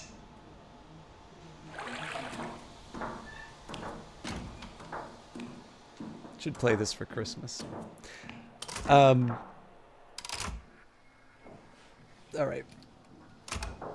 I'm gonna go to my room.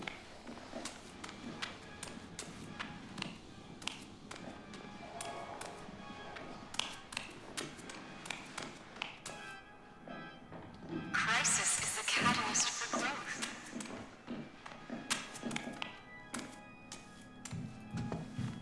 I don't want to talk to any of you. So I am getting, as far as the currency is concerned, actually I have quite a bit going for me. So, the last one I haven't done yet is teach the police officer, which in this case, defining laws creates crime, replace the precinct's training film with Murkoff's reels, and make future crimes our own. This actually sounds very similar to one of the, damn it, what was it? I think it was like one of the Mother Gooseberry ones. But so there's like introductory, I don't know, let's see if it says here. Okay, introductory, the minimum prescribed dose of pain to learn basic therapeutic techniques. So I imagine you don't get a whole lot for that. Although I haven't actually gotten any points for these, so maybe I should do introductory first and then move my way up to standard. So standard basically has no modifications. Intensive is where it kind of gets sort of interesting. So, increased threat, more and stronger enemies, more and deadly traps. So right now, those mine things, I do believe I triggered one of them, and they will, they'll, like, the poison or the, whatchamacallit, like the insanity meter is not great, but, like, it's not the end of the world. Like, this is why I keep one of the antidotes on me, is that you can recover from it pretty quickly. Limited intel. So this is an interesting one. I really feel like I would not feel comfortable doing an intensive level without having done it before. Limited items, amount of items found within the trial is limited, but the one that I find the most rewarding is hiding spots in the trial are reduced. So it's a basic thing, right? Like, you know, you have all of these different hiding spots and some proportion of them are going to be blocked off. But especially once you start feeling really familiar with certain levels, it's it can be quite nerve-wracking to sort of count on having a hiding spot when you hear that, you know, that sound of one of the special enemies coming in. I've never done psychosurgery. The sound pretty much warns you about it, but increased threat 2, maximum population of brutal enemies, so, you know, packed to the gills with bad things that hit you. I believe the, for these, like, Gooseberry and Coil can actually one-shot you as well, but we'll see that. Unreliable doors, extra barricaded, trapped, and blocked doors in the trial. More and deadly traps too, so as you might expect, more things, more damaging. Limited items too, amount of items found in the trials is very limited, so you'll notice it's kind of a cornucopia at the start. I just grab whatever I can. Limited hide spots too, very limited amount of hide spots in the trial. So this is one of the reasons why it's a double-edged sword as far as my hide and recover goes, because that works really well for the current batch of levels, but presumably if you start doing psychosurgery, you may not necessarily be able to count on having places to hide and recover. And if that's true, what you would probably want to do is find something that will genuinely give you an edge, rather than something that sort of relies on the thing that the game's going to take away from you. And then maximum trauma, rig cooldown extended, less inventory space, no player... Oh, wow. Okay, so it doesn't say one-shot enemies, but there's a couple of cool things about this. No player names, no intel. So it's like the intel we kind of already know, but no player names. That's kind of a big deal, because if you play this co-op, there's a... I'll leave aside the invasion mechanic, but there's actually something really fun that they do with this. If you play co-op with someone, there will be entities in the game that have the identical appearance to your companion, but it will have like a slight adjustment to their name. So for instance, if I'm playing with Kite 260, maybe instead of the I, it'll have a 1 or something like that, or it'll transpose the letters. So to all appearances, they look like one of your teammates until they get close enough, and then they stab you. So the invasion mechanic in this, from what I understand, is basically a way of doing a player versus player version of that. As I kind of talked about on Wednesday, I don't quite have the heart for player versus player yet. What I might actually try is to do an invasion first, so I know what the objective is, and that way I might be able to survive one of these things. But I don't know. I kind of feel like somebody on my friends list invading me would feel a little more sporting. So I don't want to completely turn it off, but just having someone who the only thing that they do is the PvP feels like a really good way for me to dislike this game.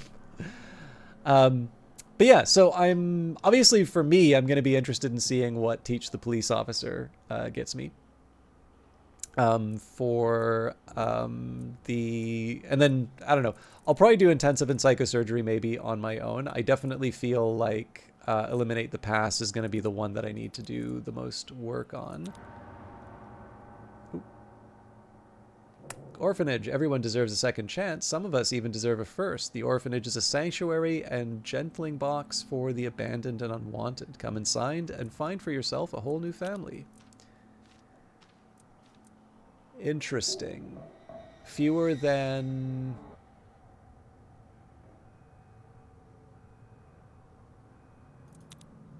A healthy body makes for a healthy mind. Provide children with nutrition they deserve. Definitely have done that one before. Foster the orphan. Save the children from Mother Gooseberry and lead them to their new foster home. Don't think I've done that. Reunite the family. The nuclear family is the societal ideal. Release the orphan from the shackles of the state and reunite him with mother and father. And then gather the children of God. Too much mother love makes a weak child. Gather the children, bring them to the priest for a more strenuous education. This one I've definitely done before.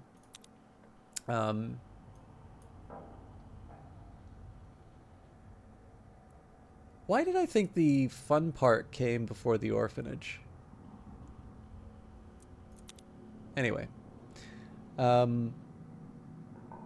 Yes, so I'll try and save this one for stream.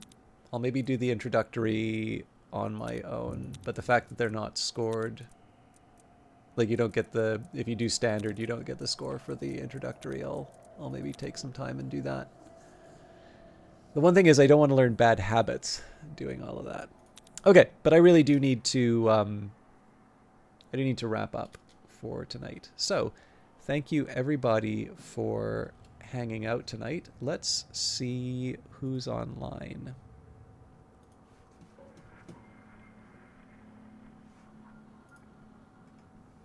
I really like this game, by the way. Like,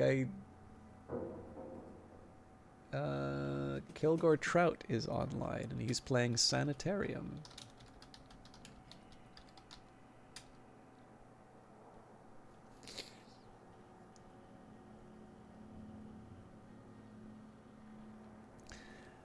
But yeah, no, I'm sorry for skipping out on XCOM on Wednesday. I